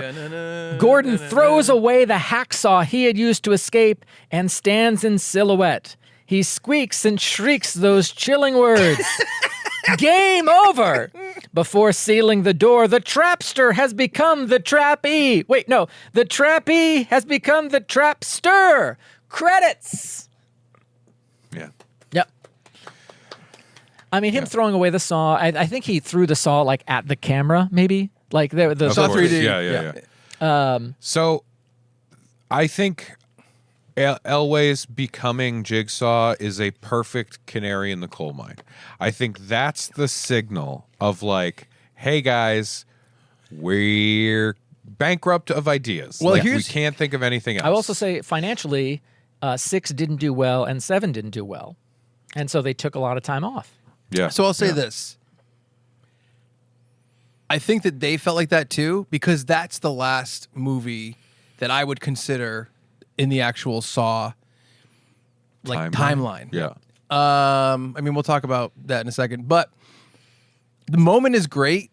And it's weird because I'm like, wait a minute, this moment is good though, because I haven't liked that this guy became Jigsaw and was shitty at it. And he does kind of get his comeuppance by one of the original cast members, but it's the one that was trapped. Yeah. Here's the problem with it too, is like, if you keep pulling people that were involved before, it turns out they're a Jigsaw now. Yeah, I know. Your options are like, whoever's in this movie, if they're in this situation, they're either going to die in a trap or become Jigsaw.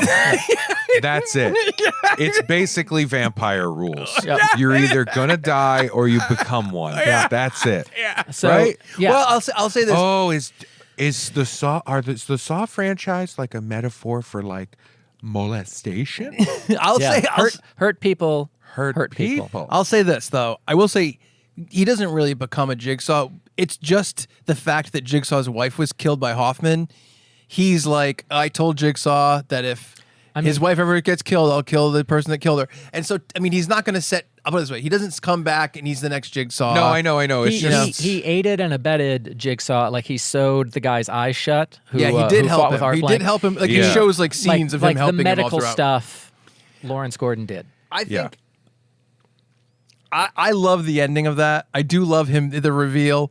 It is tough for me to buy that he became a Jigsaw and he helped him and he's like, I was a good guy, but now I'm sewing people's eyes shut. That's tough for me to buy. yeah. But the moment that's is the nice. stuff that it does get me, where it's like this is just, it's the cliche response that you would do. It's the one you would do to make fun of the idea that they have no ideas left. Well, here's what I think, and this is just I'm just saying this, and Brad, maybe you can tell me if maybe I'm wrong.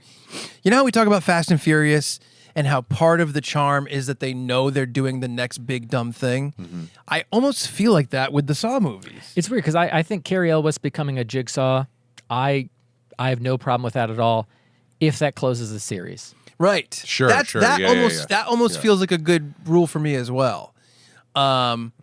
He made a good point. It's mine too. No, like that's when I just said Yeah. I said it's the last one that I would consider part of the timeline. Yeah. It does feel like that would be a satisfying conclusion, and those are the 7 Saw movies, and whatever they do in the future for reboots or whatever is different. Because, Amanda survived her encounter with Jigsaw, and that made her appreciate her life. And so Cary Elwes has survived his encounter with Jigsaw. Maybe he feels the same apparently he feels the same way. Hoffman being a murderer and then becoming a Jigsaw for 3 movies, Yeah. 3.5 movies, that's not fun. I think that's not fun, which is almost why it's fun to see Cary Elwes come back and be like, "You're not a real Jigsaw." Like, there's something weirdly fun about that. Yeah, it's an odd like, let's save it at the last second kind of Yeah. moment. It is like you just said, like, oh, hey, this was a bad choice for 3.5 movies. Yeah. Out of 7. Yep. That's half of That's them. 50%. I will say Yeah. though, Jigsaw wasn't happy with Hoffman either, and he also told Jill he's going to be tested. I like how you said that as if, like, well, don't forget that these real people, like, Yep. Jigsaw didn't like him. I just say, like, maybe as the viewer, you're not supposed to be happy about this either. All right. But I will say one thing. Yep. If you watch all 7 in a row, it makes sense.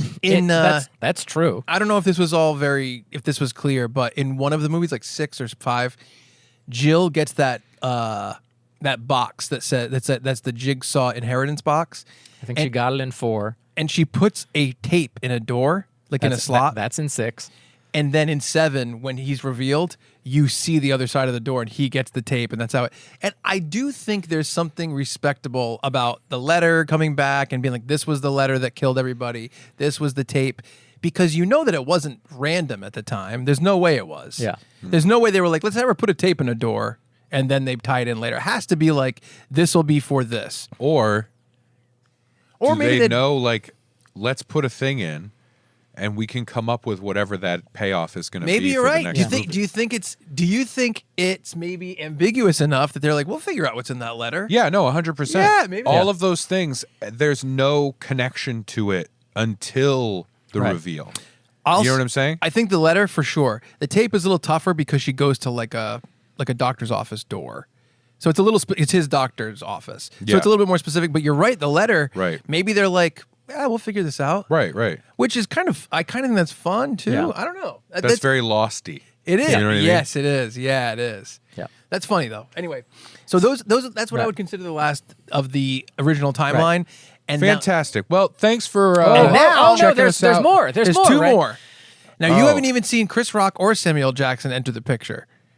No, I haven't. But I you're will say, about to. on this corkboard, we need to Jill Jigsaw, definitively died. Hoffman, dead. SPF, sadly dead. Who's on the top left? I can't see it. Gibson. Dead. He died? Shot by turret. Oh yeah, that's right. All right, go ahead. All right. That very stable board is very stable. So this is the 8th movie. It is titled Amanda's dead. Jigsaw.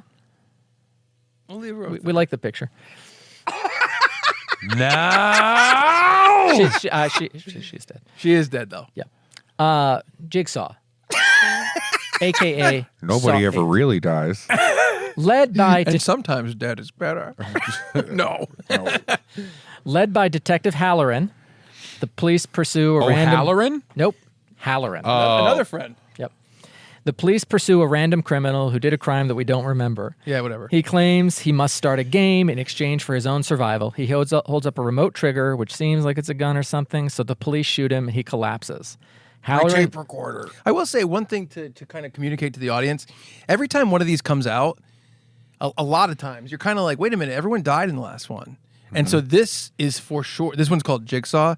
This is for sure a situation where we're like, what the fuck are they going to do? Yep. Like Jigsaw's dead, Amanda's dead, Hoffman's dead.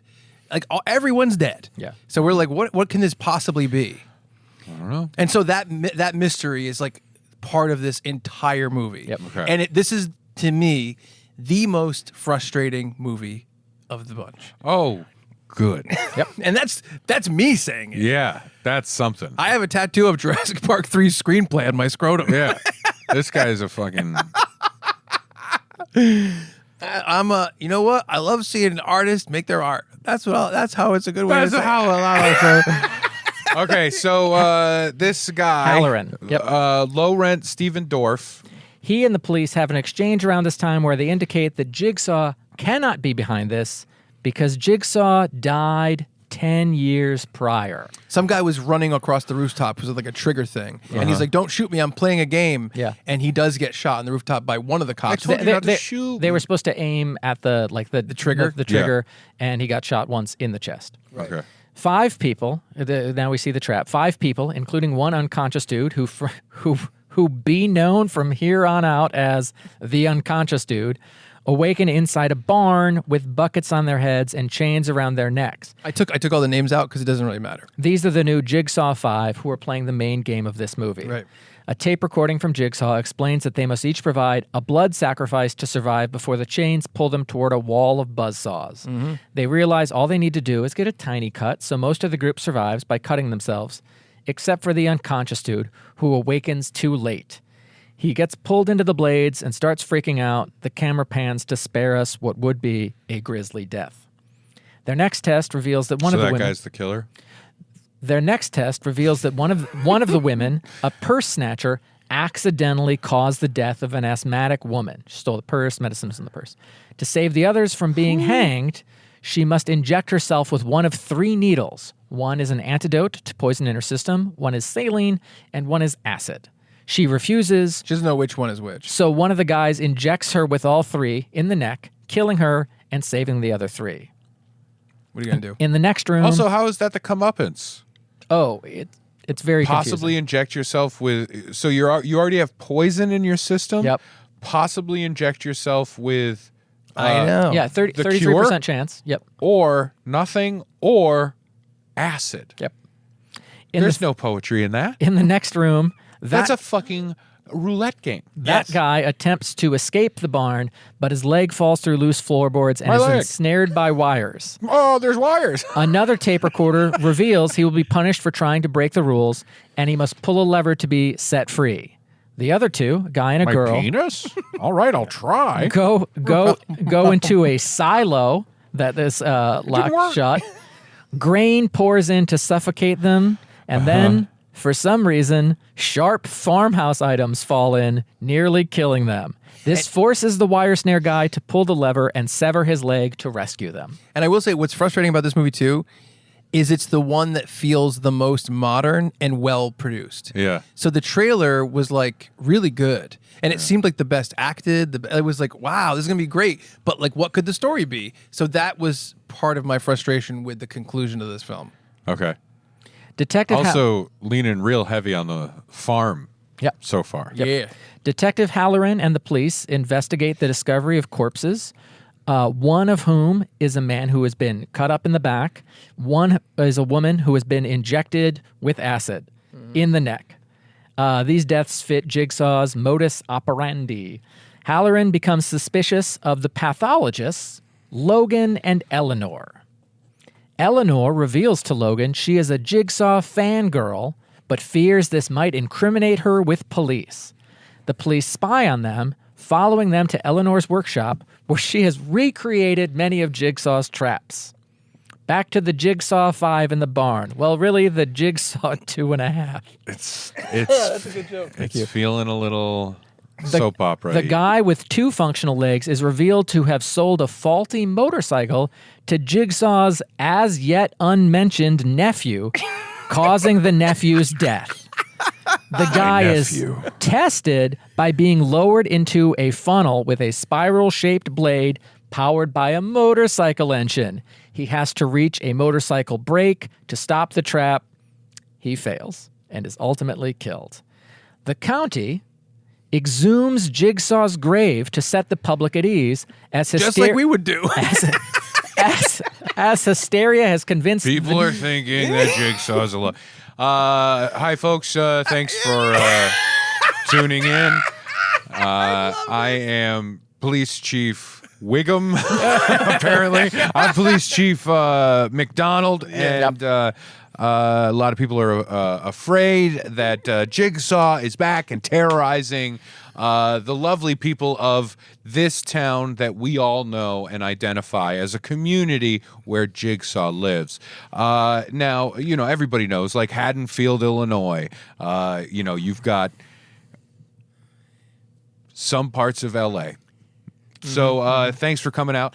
And to assuage people's concerns, we have the town coroner here. Pulling up the coffin right now, boss. Thanks so much. I'll be the we're Jigsaw. just simply going to present to you facts and evidence that show you that the man known as Jigsaw So is definitely I'm dead. just going to open it right now. We're going to say, this body has been in the ground for 10 years at this point. Absolutely. Be prepared for Now, a he's a body man who that's loves been dead booby traps. for 10 years. I'm sure nothing's in the He's casket. dead. What could he have done? So I'm going to open it Yeah. right now. I opened it. And there's... Chuck, are you going to... Oh, well, I'm not. What happens in the movie is not what we expect. It's the remote trigger criminal from the beginning inside Jigsaw's coffin. How? We don't know. How'd that happen? I'm sorry, boss. I'm sorry. That means they got to the grave site. Yes. And they went, let's exhume the body. Yep. Pretty quickly, too. Huh. This is all freshly dug. Yep. That's what I thought. Oh, well, let's dig it up. And also, it's so weird that the town would do that. Yes. And it's extra weird that the new Jigsaw could predict. I know what I'll do. I'll put a body in there. That's what I'll do. Halloran finds put a body in it. Yes, Halloran finds a ground-up corpse, appearing to be one of the Jigsaw Five, in Eleanor's studio and calls for her and Logan's arrest. Logan convinces the police to let them go after informing them he suspects Detective Halloran is the new Jigsaw killer and provides some loose evidence. Attempting to solve the case herself, Eleanor deduces the game's location, and she and Logan depart for the barn with Halloran in pursuit. You know what I don't give a shit? She analyzed the animal feces and traced it to a family owned by a farm owned by Jigsaw Jill's family. Because of The feces. poop? Feces. Yep. Why? As a specific Because bacterium. she's a pathologist. Yeah. She did it pathologically. Yes. You know what I don't give a shit about? Honestly, most of this film, if you're a all sane the, person. all the bullshit that's been happening throughout these movies that are like, are you the Jigsaw? No, I'm not the Jigsaw. Maybe you're the Jigsaw. Yeah. But is it her? She's the Jigsaw? Yeah. Like, I don't care. Just like be the Jigsaw and fuck off and do your thing, make your traps. You know what I mean? Go be evil Willy Wonka. That's all we want. We don't want a story that's like, oh, but are you Willy Wonka? That who cares? Yep. It is odd to put in the whodunit.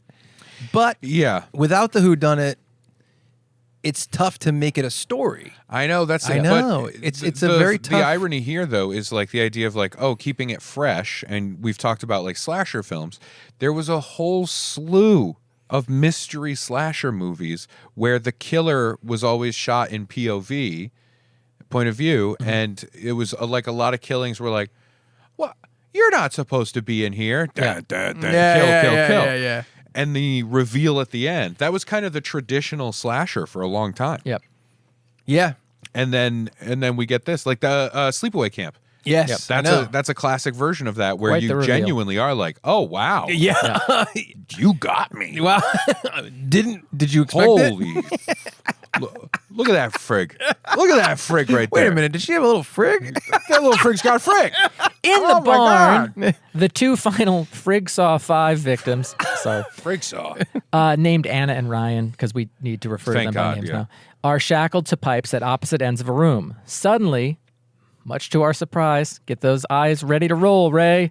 The original Jigsaw, John Kramer, reveals himself and confronts them. You know what? My eyes what- aren't wait. even rolling anymore. The audience is bewildered, and a small portion of the audience has jizzed in Chuck's pants. Well, here's the thing: is like I'm watching it, and I know I'm like, well, they're not going to suddenly go supernatural for Yeah. sure. And he was definitively like, Surprise. someone took like a buzzsaw and ghost. like cut his head off, and then we saw his autopsy. Right. So it can't be that they're like, well, he's hell, but I faked it. What? It's not going to be that. Jigsaw reveals Anna asphyxiated her baby, framed her husband, who later committed suicide. Ryan's drunken tomfoolery caused his friend's death in a car accident. Which, by the way, Ryan is like 55 in this movie, and he caused his friend's death when he was like 16. And there's no connection to Jigsaw through either of them. But whatever. For their final test, How did he know about? great question. For Like, their how does he know that woman? I think neighbors. They were neighbors, and like she helped him when he was going through chemo. I think Jigsaw just watches all the arrests in town. Yeah. Yeah, And he just like, For their feel like how it happened. for their final test, Jigsaw I leaves talked the to the baby, and the baby said, if anything ever happens to me, It's Mama. clearly it was mommy. Yep. For their final test, Jigsaw leaves the two a shotgun loaded with one shell, saying it is the key to their freedom. As Logan and Eleanor arrive at the barn, they are ambushed by Halloran. Back in the Jigsaw 2 storyline, Anna tries to shoot Ryan, but the Jigsaw has engineered the gun to backfire, killing her. Ryan finds the now destroyed keys among the debris. They had been hidden inside the shell, which was the key to their escape. Key. Wink. Elsewhere in the barn, Eleanor escapes Halloran while he is drugged by an unseen assailant. Logan and Halloran awaken collars rigged with laser cutters and are told to confess their sins. And by the way, I really don't like the idea of introducing traps where it's like a thing that doesn't exist, because it's a thing with lasers, and it's like, this is going to cut your head with these lasers, and it's like, is that a technology that exists? They had done like a snippet of an introduction early on during one of the autopsies. Eleanor used a laser thing to like cut something. Still weird though. You know? Do you know what I mean? Yeah, that sucks. It's like, don't introduce That a thing. sucks. I just think it makes it feel way less real. Yeah. I like the idea of like, oh no, and then it goes off, but just regular laser pointer lights hit them in the face, and they're like, then 8 cats attack you. well, no, That's I was funny. going to say they're like, oh, and then just somebody smashes their head with a baseball bat. Like, you get the idea, though. You get the idea. It would be cool if It's that like exists. if it was the lasers. Someday that'll exist. Someday, one day the lasers. They And there's I only hope that I can survive long enough to see. Have you seen Star Wars? Oh, also a cure for cancer while we're at it, please. they have a button to press for who will go first. Halloran presses Logan's button and makes him go first.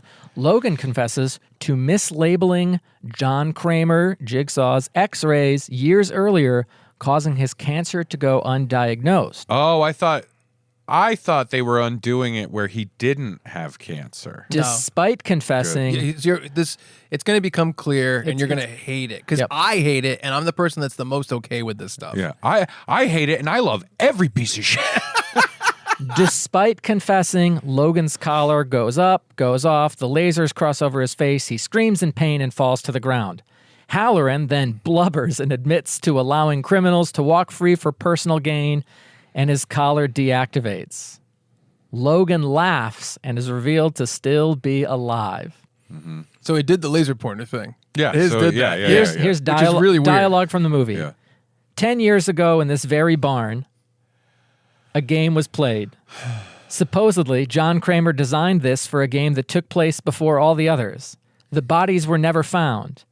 I know this because I was one of the players. Jigsaw put me in that game almost 10 years ago. Ray was correct. Logan was the unconscious dude at the beginning of the film. Logan continues, John decided I shouldn't have to die over an honest mistake.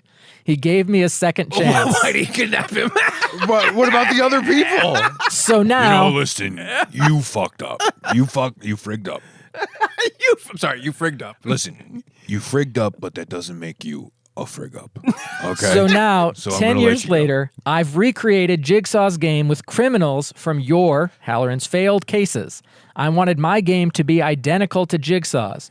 So I went through your cases, found players just like the ones in the original game. I gave them the same choices that Jigsaw did a decade ago. I wanted to see if I was as worthy as him, as talented. Logan reveals he framed Halloran as the new Jigsaw killer as revenge for releasing the remote trigger criminal from the opening who had killed Logan's wife. Claiming Halloran broke the rules by forcing him to go first, Logan reactivates the collar, slicing Halloran's head open. So That's right, it does Ray. work. The killings took place 10 years ago, and the first 3 deaths happened exactly the same way. This also means Jigsaw has now had 4 assistants over the years: Amanda, Hoffman, Carrie Elwes, and Logan. Logan, the original. No one wants to work anymore. Well, here's the Credits. So here's what's so dumb, and it's clearer if you watch the movie. They show the game and something happening. Like, remember, we just said that the person injected 3 different things. Yeah. They then find a body that has the same exact yeah. kind of thing. Yeah. And at the end, you're led to believe that all of it played out exactly the same. Yeah. Which is such an It's very insane dumb. reach. Yeah. And so when Jigsaw came out, you were just seeing a thing from the past, and you were. What's weird is, like, I'm okay, I guess, with like them being like, this part of this happened in the past, as if you do it artfully. But the idea of all these things happening exactly the same, and then we're going to show you John Kramer come back and trick you into thinking like he's back. How did this happen? Actually, no, it was this, everything. It was so weak. And Also- it was the one where I was the most like, all this infighting between the Jigsaws, and they never mentioned Logan? Yeah. What are we talking about? Yeah. Also, Jigsaw had a soul patch in this film. Just So this is the that should have tipped us off that it was 10 years best, before. the funniest part in the whole So series. come and get it. In the last one, Yeah, in Saw 3. That's what he says right Yeah. before he slams the door. I'm sorry. I'm back come to get it. I'm back to him being Fred Durst. So come and get it. so So in the last one, when that guy Sean Patrick Flannery had the book, Yeah. at one of his signings, Jigsaw came up because he doesn't know who Jigsaw is Right, because he was right. lying, and he was wearing a backwards baseball cap and had like a little facial hair. I think so. And he was like, "Hey, love your book," and like he's pretending to be like a kid. Yeah. but the guy He's like undercover. Yeah, it's that Steve Buscemi Yeah. joke Yeah. from I think 30 Rock, right? When he's got the Yeah. skateboard. Hey, fellow kids, Yeah, what's up? It's exactly like that. Yeah. But there's no way that they did that and didn't think it was funny. Yeah. It was like, I don't know. I don't know. I don't know. Have you been to the early aughts? I honestly, I could see Pretty Tobin. fucking hilarious Tobin Bell back is then. like, I don't want to come back for a seventh, and they're like, come on, and he's like, fine, but I'm not going through wardrobe, and like he just came in and he was dressed that way, and they're like, okay, I think it's adorable that you think he wouldn't do another one. yeah, I know. That man's entire career is like, so are we doing another Saw movie, or anybody got one of those Saw movies I could do? So, like I said, I think Saw 7 closed the chapter. This was like a bastard stepchild movie that should never have been made. It wasn't. Wow. Yeah, it that's was, right. It was really tough to watch. To go, oh my God, the idea that you watched 6 and 7 are like, they're fine. 8, that's where I draw the line. It really is. I Wow. couldn't What about believe- you, Brad? Where do you stand? I don't mind the first 7 as a contained story. I thought 8 was really difficult to watch. Okay. You drank the Kool-Aid. It must be bad then. It's really bad. If it's bad enough for you to be like, look, I'll watch 7 2 times more. Don't make me watch 8 again. It's true. You know what I mean? And I watched them all as they came out. Yeah. And then I rewatched them all in preparation for this. You Yeah. know, I did my research. And every Halloween. Yeah. And every Halloween. And Valentine's Day. And my birthday. And every half Halloween. And Valentine's Day, Happy like Brad June. said. And also on my parents' anniversary. And on Tobin Bell's birthday. But so that was very frustrating. You And know. in Sean Patrick Flannery's house when he's not home. I walked out of the movie theater. I took a cheese grater and cheesed off my Saw thing. And then Spiral from the Book of Saw was announced. They said Chris Rock wants to make a Saw. Chris Rock wants to be a Jigsaw. And I said, this is wild. What do you think about the idea of all these movies coming out and then Chris Rock being like, I want to be part of this series, and Samuel Jackson being like, me too? What do you think about that? I think it's fine. I think it's one of those things of like, here's a pre-existing franchise. I didn't see the movie, but I'm assuming it's like essentially like a soft reboot. That's what it feels like. Maybe not saying like, hey, the events of the first movie, they still happened, but like, here's this thing, hence from the Book of Saw, which is the dumbest.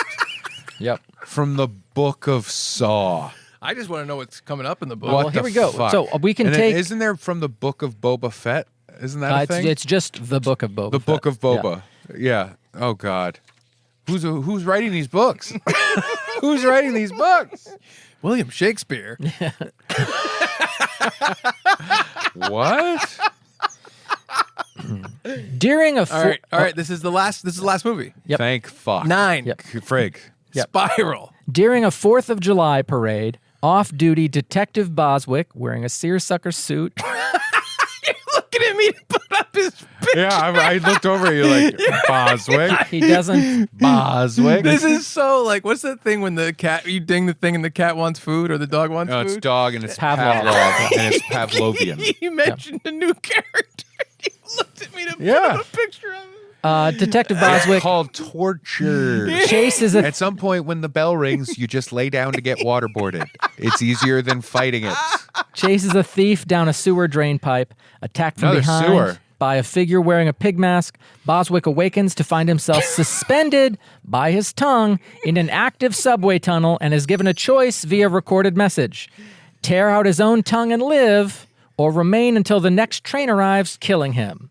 What would you do if you're hanging by your... I can't even do it anymore. Was he standing? He was on a rickety step ladder. Okay, Yeah. because I was going to say that the way you described it Yeah. is if he was already hanging Basically, by his tongue. you've been telling lies, so Yeah. here's your ironic death. There's a theme in this. At this point, Yeah, there's if I was a hostage, I'm at the point now where I'm like, I'm straight up going to talk shit to my captors. Yeah, and well, I'm it's going to tough when your tongue antagonize is in them a until vice. They fucking get it over with. Yep. You fucking baby chicken pussy. Why don't you fucking do it already? Right? I'll- That's how I feel I'll right say now. the theme Sorry of for this the baby movie chickens and their vaginas. was you get out of the trap, but it's just too late and you get killed anyway. So you suffer the worst of both worlds. Yeah. Every trap. Boswick is hit by the train splatters. The voice on Oh, no. the voice on the recording is distorted and jumbled, much like the typical Jigsaw voice, but it does sound different, perhaps more modern. The next day, Police Captain Angie Garza. Can I ask a question? When you say modern, is that your way of saying it's urban? No, I'm saying No. the distortion sounds like it was like a Siri type voice. It almost sounds Okay. like TikTok or something. Yeah. You know how there's like voices? Yeah. filter. It sounds a little bit like that. Gotcha. Captain Angie Garza assigns Detective Chris Rock. He had a name. It was Zeke something, but come on, Chris Rock. Zeke? Yep. Like Ezekiel, like Samuel L. Jesus. Jackson. Yeah. Lightning bolt up your ass, motherfucker. That's from Die Hard 3. Yeah, I know, but I don't think you should do that voice. The next day, Police Captain Angie Garza assigns Detective Chris Rock a new partner, idealistic rookie Detective Shank. Shank, a verb. An important Oh, thing no. that keeps coming up is that all the other cops hate Chris Rock. I'll take down. It's a different story. Yeah. So this person is not involved. Okay. You know what I mean? Yeah. So, Detective Shank, Yep. I know him From what? from The Handmaid's Tale. Oh, okay. Oh, good. He's in The Handmaid's Tale. I would say He's- that the acting in this is pretty good. Yeah. Yeah. No. Well, not Chris Rock, I guarantee that. No, he's fine. I mean, he's. It's not the same as the shitty acting in the other ones. That's true. And Oh, like Gibson okay. and stuff Yeah, like yeah, that. yeah. You know what I mean? Listen, I like Chris Rock. I love him. Yeah. I'm a fan of Chris Rock. Me too. I love the show Fargo. Huge Yeah, fan of right. that show. There's a season where Chris Rock is the lead. Mm-hmm. Boy, oh boy, he cannot act in that show. No offense, Chris. I love you, I know you're a fun bear. but don't. It's not you. You got strengths, and that's not one of them. That's fine. But yeah, Detective Shank. He was in *Handmaid's Tale*. He was also in a movie that I just saw so recently with my wife Kalina that I don't remember who he was. Birth of a Nation. No. Rude. Death of a Nation. No. All Oh right. well, it doesn't matter. It doesn't. All matter. the other cops hate Chris Rock. He Okay. turned in a dirty cop 12 years ago Yep. because that other cop shot a witness, Yep. but is still disrespected and disliked. They leave a rat at his desk and everything. Mm-hmm. 12 years. Yeah. He's widely Are you disliked. familiar with police culture, Brad? He's widely Well, this disliked, is- which is why he has to take on a dumb rookie as his partner. Chris Rock Shank. and Shank investigate Boswick's death, and Rock recognizes the elaborate trap as of the very deceased Jigsaw killer. They specifically mention it can't be him because he died years ago. Cops love to say that in these movies. Also, this takes place in, I don't know if it's New York or whatever, but it's like summertime, it's hot. They talk about rolling brownouts or Yeah. whatever. And all the Saw movies took place kind of, they never really specified what state, but it was not where this took place. Yeah. No. Meanwhile, another homicide detective who several years prior had ignored a backup call from Chris Rock, resulting in Chris Rock nearly getting killed, is abducted and placed in a trap where he must allow a device to rip his fingers off to avoid electrocution. He also fails to escape and dies. Snoozeville. Some officers begin to suspect that Chris Rock may be responsible due to his history with this officer. A box then arrives at the station addressed to Rock containing a pig puppet and a piece of Shank's tattooed skin inside. No, the guy we hardly knew. Can I ask a question? Yes. Yeah. Why pigs? We're on the 9th goddamn movie. Maybe I can ask this now. Yes. Why do pigs? This is what I wonder too. This one because of the over the cop thing. I guess that makes sense in this Sure, one. but in all of them, like the pig masks, masks. because I think it was featured in the first movie. Yep. Yes. And so they kept it. Yep. But even then, you think about it, it's like in the first one, you understand this idea of like it's just like a scary, spooky mask that Yep. this person picked. But to carry it throughout is like, so is there meaning behind this? That's one of the things I think is a little bit weird about this is the puppet is never really explained. Like I get the idea of Yeah. like concealing an identity, Right. But then why is it sometimes in real life? Why is it sometimes on a TV? Why is his voice sometimes on a recorder? And the pig thing is never ever talked about. Yeah. Yep. I mean, the first bathroom was in a meatpacking plant. It is Gideon Meatpacking that a bunch of this stuff happens Sure. at. Then it goes to a barn. Yeah. I guess that has to do with it. Yep. But then again, it's like if your metaphor is that like these people are like pigs, like being slaughtered, it's his point is the opposite, that you have an important life to lead Yeah. and you should. So it can't. That doesn't make any So sense. he should be wearing a pig mask. He should be wearing a chef's hat. Yes.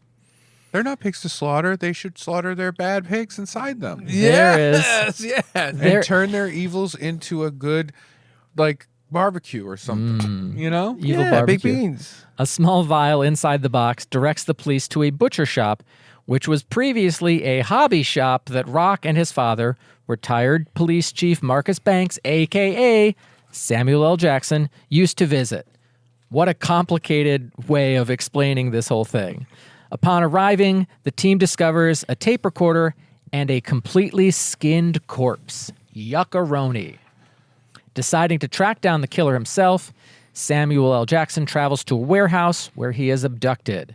Shortly afterwards, Chief Garza is kidnapped, and she's placed in a trap in the precinct's cold storage where she has to sever her spinal cord on a blade to stop boiling wax flowing from a pipe onto her face. It's so bizarre. She This fails one to is do bizarre. so and dies from her injuries. Moments later, And she Chris tries Rock to do it. discovers her body. Yeah, she's like hitting like. Why did she's she on the have to table. do that? Did she You know, she was the face of the department. Yeah, it doesn't really explain it. Did she, She like would- do something where someone lost, Maybe- broke their neck and lost their, Nope. It's almost they like became maybe- a, Face of the department. So it's maybe the idea of the Quadriplegic? boiling wax Oh. being poured on her face. I thought maybe it was She's like being spineless. She was being waterboarded with wax. yeah, Wax but the boarded. spine part is like, what?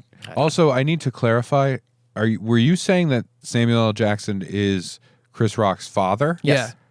And now he used to be the police chief. That's correct. Yes. And now he's also investigating like on his own spare Yeah. time. Yeah. Yeah, he's retired. Okay. And I'll say one fun thing: the safe that she's kept in. Yeah. If you look at the safe maker, it says Jules and what does it say? Jules and Vincent. Or And so Vincent it's Jules. from Pulp Fiction. Yeah. Vincent and Jules, which Yeah. is cool. Yeah. And it's funny because that's in the Marvel movies too. Huh. On his grave, on Nick Fury's grave, it has the thing that he says, that that's Jules says. Oh, bad motherfucker. Yes. Yeah, it says it's Find RIP. my tombstone. It says R.I.P. Yeah. Do I look like a tombstone? While chasing a lead, Chris Rock is captured and wakes up at the warehouse, handcuffed to a pipe with a hacksaw nearby. He considers sawing off his arm, but finds a bobby pin and he uses the saw to reach it. He then discovers his former partner Dunleavy, Petey Dunleavy, maybe Pete, I'm not sure, who was the cop that was imprisoned when Rock exposed the murder he committed. We found out years ago Dunleavy killed a witness in cold blood because the witness was going to expose the crooked police force. Dunleavy killed the man to protect himself and the other crooked cops. Chris Rock, being the only honest cop in the force, turned him in at that time. Dunleavy is now chained in place. In front of him is a large glass-crushing machine which has been modified to hurl shrapnel at him. A tape recorder explains that Rock can choose to either free him or leave him to die. Although Rock attempts to save Dunleavy, he cannot get the key in time, which, by the way, the clue was like, don't throw the key out with the trash. And Chris Rock's like, where's the key? Where's the key? Like, he looks past the trash can. He's like, I can't figure out. Like, if you were in an escape room with Chris Rock, you would strangle him. Yeah. Yeah. Moving to another room, Rock then finds, you're not going to believe this, Ray. That's in the text.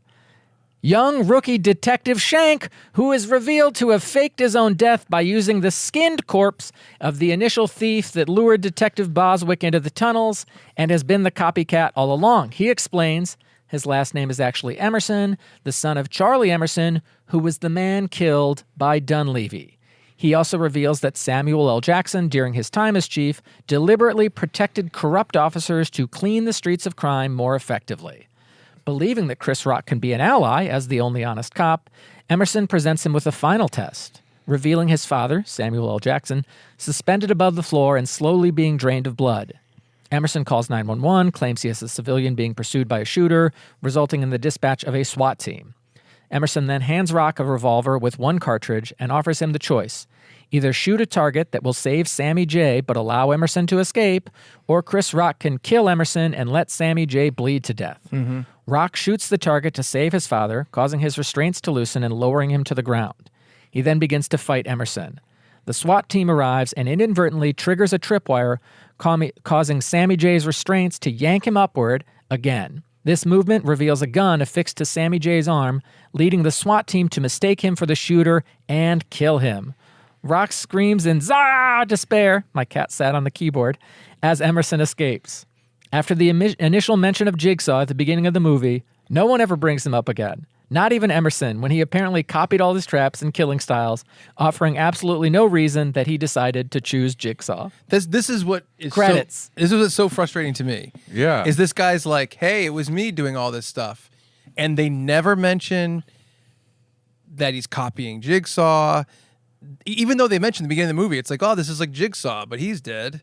He never says, like, here's why I chose to do this. Yeah. Here's why this is the method I killed, because he could just kill them. Yeah. You know what I mean? Yeah. He doesn't say anything about that. And they're just like, yeah, he's a Jigsaw in this one.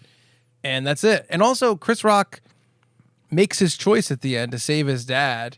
And then his dad is just immediately killed anyway by the Jigsaw guy. He's a bad Jigsaw. A lot of shots in this that frustrated me of Chris Rock thinking. Let me think. And then it's like a slow push on his face. And I'm like, this is going on too long. And then it went on way longer. Oh, man. So probably 2 or 3 like Chris Rock thinking shots that I'm like, I don't think that's how a person looks when they think. I don't know what you're doing, but it's not good. You know what's weird? Chris didn't know they were filming at that point. yeah. They didn't realize that they had called action. Yeah. That was him. It was him doing lemon face. That was him trying to remember Yep. the emotions that he was going to use. Anger, and I'm going to use humor to deflect it.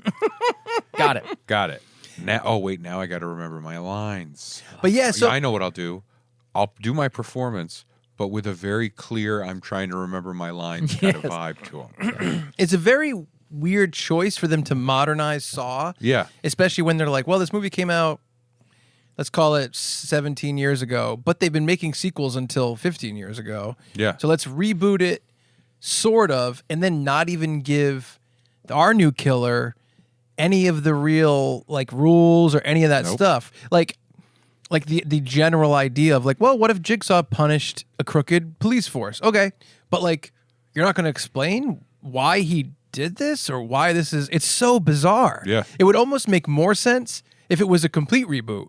If this was just what he's doing. Yeah, you know what I mean? It smacks of a soft reboot. Yeah. It's just, but it's And like by why? not explaining anything, they give themselves all the freedom to do whatever the fuck they want. And, you know, for a if he had sequel. said like, And they're not gonna do one, though. No, I know. If he was like, I studied the Jigsaw killer, he gave these people a chance, you know, to choose life, and you guys have chosen so much death, and blah blah blah. Sure. Or yeah, it's My a thin best premise, but at friend least it's something. Was his nephew. Yeah, who And when died in a my best motorcycle friend accident. Died. yeah. My best friend's uncle stepped in and really helped me out, and he showed me how to get revenge on the people that were responsible for the By motorcycle murder. And so I got sucked into it, and it turns out I'm the pseudo nephew of the original. Sorry to freak your mind open. I will say this to our fun bears who are considering a life of revenge. After watching this on us, watch the Norm Macdonald film Dirty Work and just go for that kind of revenge. yeah, I was gonna say like I don't know. I was very confused by this movie, and it makes me feel like, you know, Lionsgate or whatever, whoever owns the rights to this, which has got to be like Lionsgate, Twisted Pictures, which is probably a subsidiary of Lionsgate or something. I guess they think people are just gonna come if it says Saw in the title, and people are put into traps. And to me, that's like the antithesis. and you of, have a lead actor that's like, huh? You know what I mean? Yeah, I guess that's throwing true. Chris Rock in there. Yeah. Well, I mean, in general, like Yeah. for Jigsaw, and even that Sure, last one. sure. I think it's weird because Spiral was our first movie back in theaters after lockdown. Yeah, yeah. And I'm like, what a waste. Yeah. We was- walked out of there confused. I mean, it was fine seeing the movie, and it's weird too because I've actually had arguments with someone about how they were like, you can't take just the end of the movie and say that the ending matters more than the rest of the movie. Like the ride should matter just as much. And I'm like, yeah, but the ride feels cheapened if the ending completely blows it, especially if part of the ride is based on mystery, Right. or based on a believed and trusted conclusion at some point to what the ride is. Exactly, yeah. You know what I mean? I will also say when the SWAT team bursts in and it looks like Samuel L. Jackson, like he's a marionette raising a gun at them, they shoot him a lot. Oh, it's crazy. Like a lot. And to me, that's it's commentary on the state of modern policing more than anything else. Sure, yeah. Which is fine. I think, like, in other words, just like the You insurance heard it one. here first. Chuck said that the state of modern policing is fine. No, I think it's fine to make that part of your message. Yes, of course, I agree. No, like the insurance thing, I'm also like, in terms of coming up with a concept for a Saw movie, Sure. what if he targets people at an insurance company because they've turned down so many people? I'm like, okay, that makes sense. What if he turns down crooked cops? That's great. And that's why the Saw franchise isn't going to make it, because it's been infected by the woke mind virus. You know what? Too many. Jigsaw's a leftist, and he's been infected by the woke mind virus, and he's going to be worried about what your pronouns are instead of worrying about how to feed your family. Too many McNugget toys in Jigsaw's past. Too many McNugget toys, not enough Christian values. Yes. It is. Here's my final thoughts. Chuck's final thoughts. Statement of the Union. Ready? Ugh. I was with you till Staten of the Union. Yeah, that turned my stomach more than the syringe trap did. I do look at all the horror franchises, and it's like we're in this machine of your movie was made for this much, it made this much, therefore you have to make more. Yeah. And we always, we're circling this drain of like, how do you do that in a good way? Every franchise has failed. Doesn't it feel like that? To a degree, yeah. Yeah. And it's like, what do you do? Yeah. I think there are levels of genuine attempt. Yeah. Agreed. And I think you can get a sense of that I agree. outside of everything else. For instance, Nightmare on Elm Street 3. Dream I Walker? think 3. I think it's 3. Mm-hmm. The one that is very much a coded film. Mm-hmm. It's gay coded. Mm-hmm. Yes, that's right. It might be 2, but it might be 3. Is it 2? Yeah, I thought it was 2 because that's the one where the kiss kills him. I think, but maybe I'm Yeah, wrong. either way. Maybe Yeah. it's 2. I honestly It's don't one of the remember. 2. It's probably 2. It's either 2 or 3. Yeah. But the sequel where the last girl is a boy being terrorized by Freddy. Yeah. And the whole movie is very queer coded. And being in the closet and like letting the real you out and things like that, right? Yeah. That movie is like on its surface, if you remove the actual stuff behind it, it's not great. Yeah. Because of the Freddy stuff, the way it works. Like he shows up at a pool party at Yes, one point. right, I Where you're know. like, no, that's not how Freddy works. Yeah. Freddy don't just show up. Yeah, no one's sleeping. Yeah, Somebody's I know. got to fall asleep. Yeah. Okay? Yeah. These are the rules. Very clear. You got to go snooze, then you're dead. Okay? You gotta get snoozed, then you All lose. right, honey. You got to go snooze. Anybody need a final destination? I don't know. I'm losing my mind. I'm at the full on punch drunk. By the way, I went around and I found some horror movies. Brad found all of the Saw all movies. the Saw movies, Yeah. and then I was so happy. And last year I hid this somewhere on the set, Ooh. and this year it was hidden again. Idle Hands. There you go. I just watched that. It's great. Oh, It's yeah. like It was very so fun. beautifully 90s. I love it. Right? Yeah. Did it come out in the 90s? I would say 2001 at the latest, but probably 99. Where would it say that? I think. 1999. Yeah, that's right. That makes sense. Boom. We were, you know what? That movie, that doesn't come out after 9/11. Yeah, I agree. I swear. I agree with you. It's a weird statement. Post 9/11, Idle Hands doesn't come out. Yeah, that's true. I believe that. Yeah. All right. Pre 9/11, people are like, woo, what's up? Yeah, fucking let's do like a weird killer thing in the high school. It'll be fun. You know what Idle Hands is a perfect example of? What we always talk about with the mid-budget disappearing thing. Oh, yeah. Because it's just a fun idea. And they're like, Yeah. we have a little bit of money for a movie like this. Go make your movie. Let's have fun. Have fun. Yeah.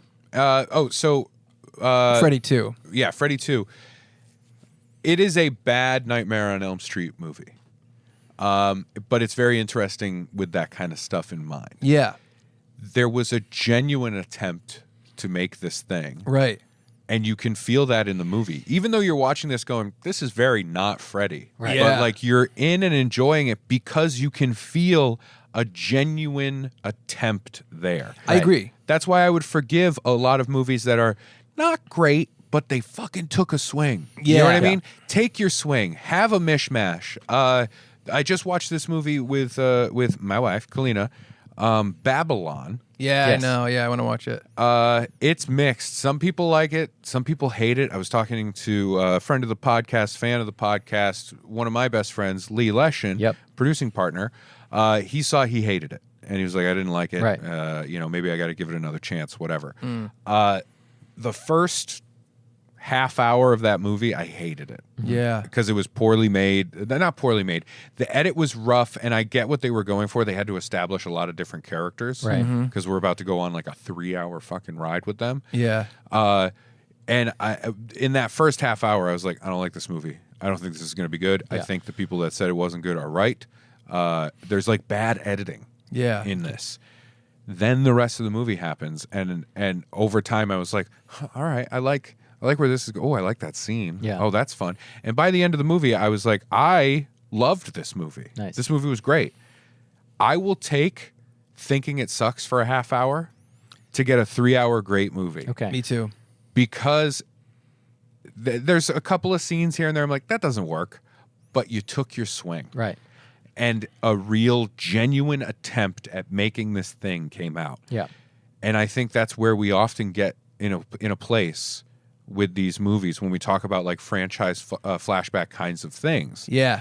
When you have a franchise, I know. it's very difficult to keep things in a genuine attempt Right. place versus a hollow commercial pursuit. Can I tell you also what it goes along with that? I think the initial attempt for Saw, Halloween, Paranormal Activity, Friday the 13th, all these different movies Yeah. that were respected, those initial ones had such a low budget that there were no stakes and no studios and no people going, we can't have something like this, we can't have this, you got to do this, you got to do this. Yeah, they had yeah. none of that interference, and it's way more artists making a thing. Yeah. Without any, this is my vision, whether people like it or not. Blair Witch is another one. Yep. Yeah. And they make their project because so low budget and so minimally, and because of that, there's no interference. But Yeah. then when it becomes a franchise, there's so many people saying, well, this was in the last one, so you got to find a way to include that. Yep. Yeah. And also, we don't want to go in This this is what direction. people want. This is what This is people. what they and- expect. And this other movie came out since then. Yeah. So can we go towards this? One of the Friday Right, the yeah. 13th movies contains a Carrie ripoff, Yep. and it's Jason versus Carrie. Oh, that's right. Yes. Just Yeah. because Carrie had come out. Yeah. So that kind of stuff, I think, is also what hurts movies a lot. Agreed. Yeah. Like if you were like, oh yeah, James Wan and Lee Wanell, they can have complete creative control over the Saw series, and they're going to stay in charge of it, which also obviously they probably wouldn't want to do because they want to grow. yeah. I bet that the stories would be a lot better. Yeah. You know what I mean? That's absolutely like just a fact of the film film. industry. Yeah. Yes, I know. It's tough because I think often what we have is studios learning the wrong lessons. Yes. We talked about this with Barbie, Yeah. the Barbie movie. Yep. Right. And I said this on the phone, or maybe it was before we were recording or something. But like the takeaway of like, wow, this Barbie movie was given to, this IP was given to Yeah. two filmmakers that are like thoughtful filmmakers, Right. Greta Gerwig and Noah Baumbach. Yep. And they wrote and directed this movie, and it's a absolute smash hit. Maybe we should give these IPs to other thoughtful, filmmakers that don't really do these kinds of movies. Right. Right. That's the lesson to take from it. Yep. Right. But instead, what they're learning is, oh, they want more big IP movies that are like games and products and toys and things. Great, we'll do more of those. Yes. That's Saw- why we're gonna do the Operation movie. It's about a team of child surgeons. Team of Yeah. child surgeons. It's bad. Brad, Let Brad, me- are you okay? Water in the knee. You know what I recommend? Surgery. Operation. it's tough to know. I know I really, really pushed hard to get it changed to Slopperation. Yes. And they said no. Yeah. They said no. Yeah. They said Slopperation was the name of one of those sexploitation films. And we said, "Oh, are you guys going to make us go 3D?" Because for a little while there was a new, push towards 3D with like the real D 3D stuff. And they said, "No, we actually want you to go one less. We want you to go 1D." Yeah. And we were like, "What does that mean?" Yeah, And they explained to us that we will write the movie as a trio. Yep. And then when that's over, the three of us get and this is how they described it, quadrant of the country. And I explained, quadrant says to me 4. Yeah. There's 3 of us. Yeah. And they said, well, we have someone. And we have to go to the different theaters, and we're just going to read the script to the people in the theater. I think it's going to be fun. It's either Why are we doing that? Yeah, it's either that or all our tongues are going to be ripped out by vices. So No, I do think it's really tough. I think the lesson to be learned from a Saw is maybe give first-time filmmakers a shot. That's what I think. Maybe give more $1 million movies a shot, because something can really surprise you and people can have new, fresh fucking ideas and executions for them. And instead it's, this hit, we don't know why. Who gives a shit? Strip mine it. Strip mine it as much as possible. Make that corpse dance. And from the and that's what happened with Samuel L. Jackson. Yeah. wow, it's a metaphor for the film. Now I like it. Well, if you think about it, Spiral is actually a metaphor for Samuel L. Jackson's experience making Pulp Fiction. He felt like he was going in to give an authentic black voice to the film, and what he ultimately felt was he was just a puppet for Quentin Tarantino. Okay. Well, I agree with that. That's the face. Chuck just crossed his eyes. That's the face he makes when he jays his peas. I saw 1 through 7, worth it. Worth my time. Really? Yeah. Not All at once? not super well acted. I mean, I watched them over the course of literally a week. Jigsaw, Spiral. Spiral is like do you know what Spiral feels like? A movie to put on in your hotel in the background while you're getting ready for something. Oh, okay, yeah. And it's fine for that. Yeah. I think. But if you're like, I love movies. Getting ready to be Jigsaw. But it's funny, as an audience member, it's funny, you just gotta hope that they give the next chapter of whatever famous thing there is to a person that's trustworthy. Yeah. And we've seen a lot of times where it's worked, where a sequel has surprised you and it's good, and it's just, you hope against the ratio that exists. Yeah. You know what I mean? So Saw X coming out, well, it came out September 29th. Sauce. This came out this past weekend. So if now you're all caught up and you can go see Saw X without being lost, maybe, Jigsaw. all this very easy, clearly We had clearly laid out and pictures. easy to follow thing. Yeah. Yes. And I did want to say, so Saw X takes place immediately after Saw 1. Oh, thank God. I think, because, after watching all of them or hearing them be told to me, there was about a 37-second period of time between Saw 1 and 2 that hasn't been clearly laid out of what happened. And I think I think it'll surprise you. I think Billy is think the secret that- hero. Can I tell you one thing that is interesting and kind of fun about the it? end of the movie, the doll Yep. is the only one left. And he goes, I am a person. No, no, that's what I was going to do. He takes the hands off of and then the music's kicking in, takes the hands off, and then pulls a mask off, and it's a little boy. Yeah. And he goes, "You just got sawed," and walks out. Game over, and then slams. Game over. It slams it, and it's a toddler. Yeah. So I will say, one thing in terms of optimism, one thing that is cool is, like, how there's some of these series like Halloween that'll be like, okay, we're ignoring everything after Halloween 2. We're ignoring it, which is very confusing for an audience. Yeah. What Saw X is doing is kind of avoiding saying we're going to make a direct sequel to Saw. The rest of it is retconned by just saying it happens beforehand. And I'm like, I do kind of prefer that. I'd rather say it happened here in the timeline than forget 7 of the movies you've seen. I will say, though, if this is happening right after 1, Amanda may not be a full-fledged apprentice yet, but as far as we know, Hoffman is, and Logan is. This is, well, it could be right beforehand. We don't know. What a cavalcade of bullshit. What a cavalcade of there's gonna be a jigsaws. scene. Honestly, this should have been called Retcon the Series because every other movie was like, he wasn't alone. If we had money, he really wasn't alone. I would love to close this with the Jigsaw bunch, and it's the Brady Bunch thing, but with Tobin Bell and all the Jigsaws. Oh man, That would be That'd really be good. fun. I just pictured an old school station wagon going down the road, and it's Jigsaw driving. And all the apprentices, and they're all just like da da da da da, da, right? Or maybe it's like Adam Sandler, and they're doing like Jigsaw rules, Jigsaw rules, because it's like a comedy of these. Just there's all these apprentices, and they all hate each other. Oh, yeah. Oh God, they all hate each other.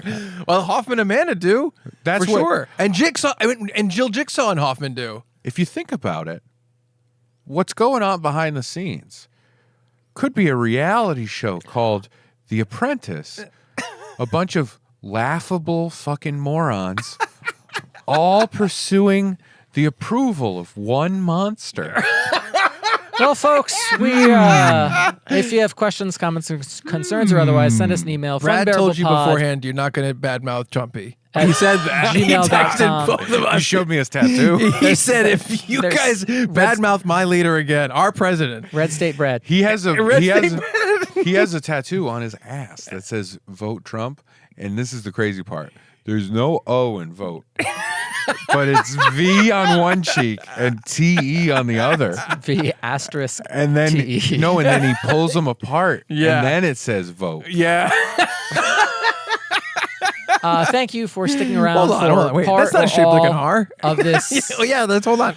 Town. franchise flashback for the Saw films. Ray, thank you for putting up with it. Thank you to Best Video A for hugely hosting. wonderful and sincere thank you to Best Video. Yes.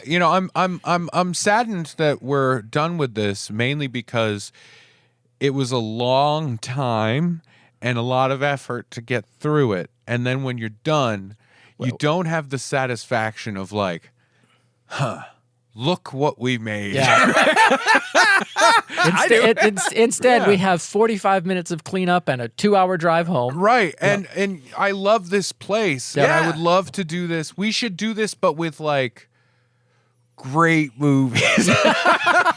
Then there's nothing to be funny about. I know, I'm goofing It's around. like, we love Home Alone. Yeah. I do have 2 more franchise the original flashbacks. Jigsaw. That was a I thing hate for a while. I do have some more ideas for franchise flashback. Yep. Including, I'm not going to say it because the Fun Bears will scream for it. Critters. I've never seen any critters, and I've never seen any. What are those squeaky guys under the ground that hate Kevin Bacon? Tremors. They don't squeak.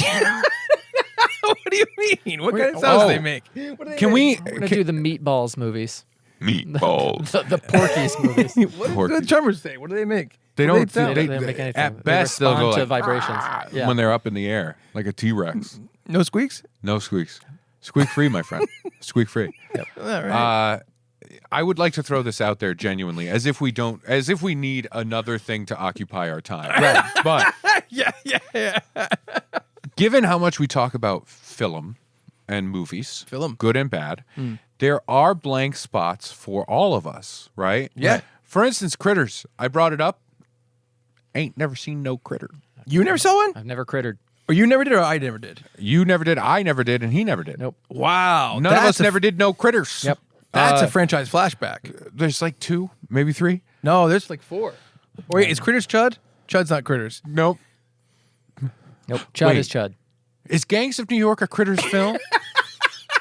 Is it? I thought it said Gangs of New York, a Critters all film. These Spiral Book of Saws could be so confused. Yeah, Gangs of New York from the book of from Critters. the book of Critters. That's great. But no, I want to throw this out there. Like, I'm Sorry, curious. Can I do one more? Yeah. JFK from the book of Critters. What's that over there? so dumb. Back and to the left. Ah, critter. There's a critter back and to the left. so this biting me. Do they bite? I'm so tired. They look like they bite. You can't handle the critters. All right, you have a genuine thing. Go ahead. I hesitate to even say it on the microphones and cameras. I stopped myself from saying something because I know that the Fun Bears will flip, and then Yeah, I'll have I to was do gonna it. say- I know what Chuck was going to say. Like releasing here and there, like audio commentary, like a watch along, I'd love Yeah. to. like something that we've never seen. Yep. All three of us, and we all three watch it. Ideally, bad things, because if Yeah. it's bad things or schlocky, So Critters is out. schlocky, schlocky things. Yeah. I think it would be really fun, and all we would have to do is this: we just talk, Yep. and the movie plays, and then if you want to watch that, Great. or not watch it, it would have to be audio only. Yeah. If you want to listen to us in the commentary, like watch the movie, Yep. press play. I think we Chuck and Brad did it for, I think, Die Hard and Home Alone at different points. Yeah. Yeah, The, see, the I Die think- Hard one was, we're proving beyond a shadow of a doubt that it's a Christmas movie. Okay, yeah. See, that's fun. Yeah, I it don't is know. I fun. think that would be a good time. I would do it for sure. Yeah, And we it can would talk have about to the be mechanics audio, of it. audio only. Yeah, that's fine. I Yeah. think that's totally. Right. Yeah, we'll talk about it off air, but I would love to do Well, that. go on our Patreon, and then you can vote for the next one. People you are gonna can think vote. we There are gonna actually be have a 5 Patreon. options: I know. Critters, Tremors, Trem Crits Critters, Cremors, Crit Trems. Chuds, and JFK. Oh, JFK. hold on. A Saw rewatch. No, I'm out. But no, I think that would be fun. That would be a fun. fun thing. We could pick like things that we've talked about, or maybe not talked about. Maybe something that's like appropriate for the time. Like a leprechaun, St. Patrick's Day. Sure. Put me in a Saw Oh trap. yeah, he hates Irish people. Look, they just... You should hear some of the words Well, he before uses for before Irish. it said vote Trump, it said vote against the Irish. It was a really weird yeah. ad statue. I got it Yeah. fixed. Folks, I'm trying to end He it. calls them those frigs over there. I'm really trying to end it. For Ray Harrington and Chuck Staten and all the Jigsaw apprentices in the world, I'm Brad Rohr saying thank you so much, and we're sorry for being Funbearable. And one last plug really quickly. Yes. It's genuine for best video. Yeah. If you are in Connecticut, or if you're looking to make a sojourn to one of the last fucking like real video stores out there, that's also a great place to like, you can come hang out, get a It's coffee. awesome. It's a shop. coffee shop Yeah. as well. Yeah. And also, it's right near New Haven, which is like one of the pizza capitals of the U.S. Yeah. And there's a million awesome pizza places here. So if you're ever coming by, make good time stop. to stop. It's great. Yeah. There is a weird guy. In Yeah. The, Well, by the front door. is it a guy? Because he's pretty really small. He's got a mask Oh yeah, on. he's just short. The one that's he's riding the little riding a bike. thing. Tricycle. Yeah, Yeah, riding a thing. That's good. What's this little tape? Wait, hold on. He's got a little tape in his hand. Let him in. Let him in. Let me. All right. I'll go press play.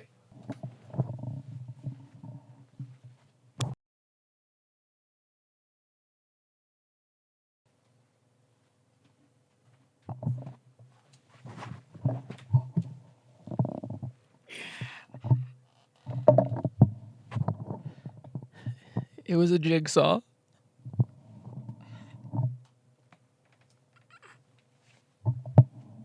Game over.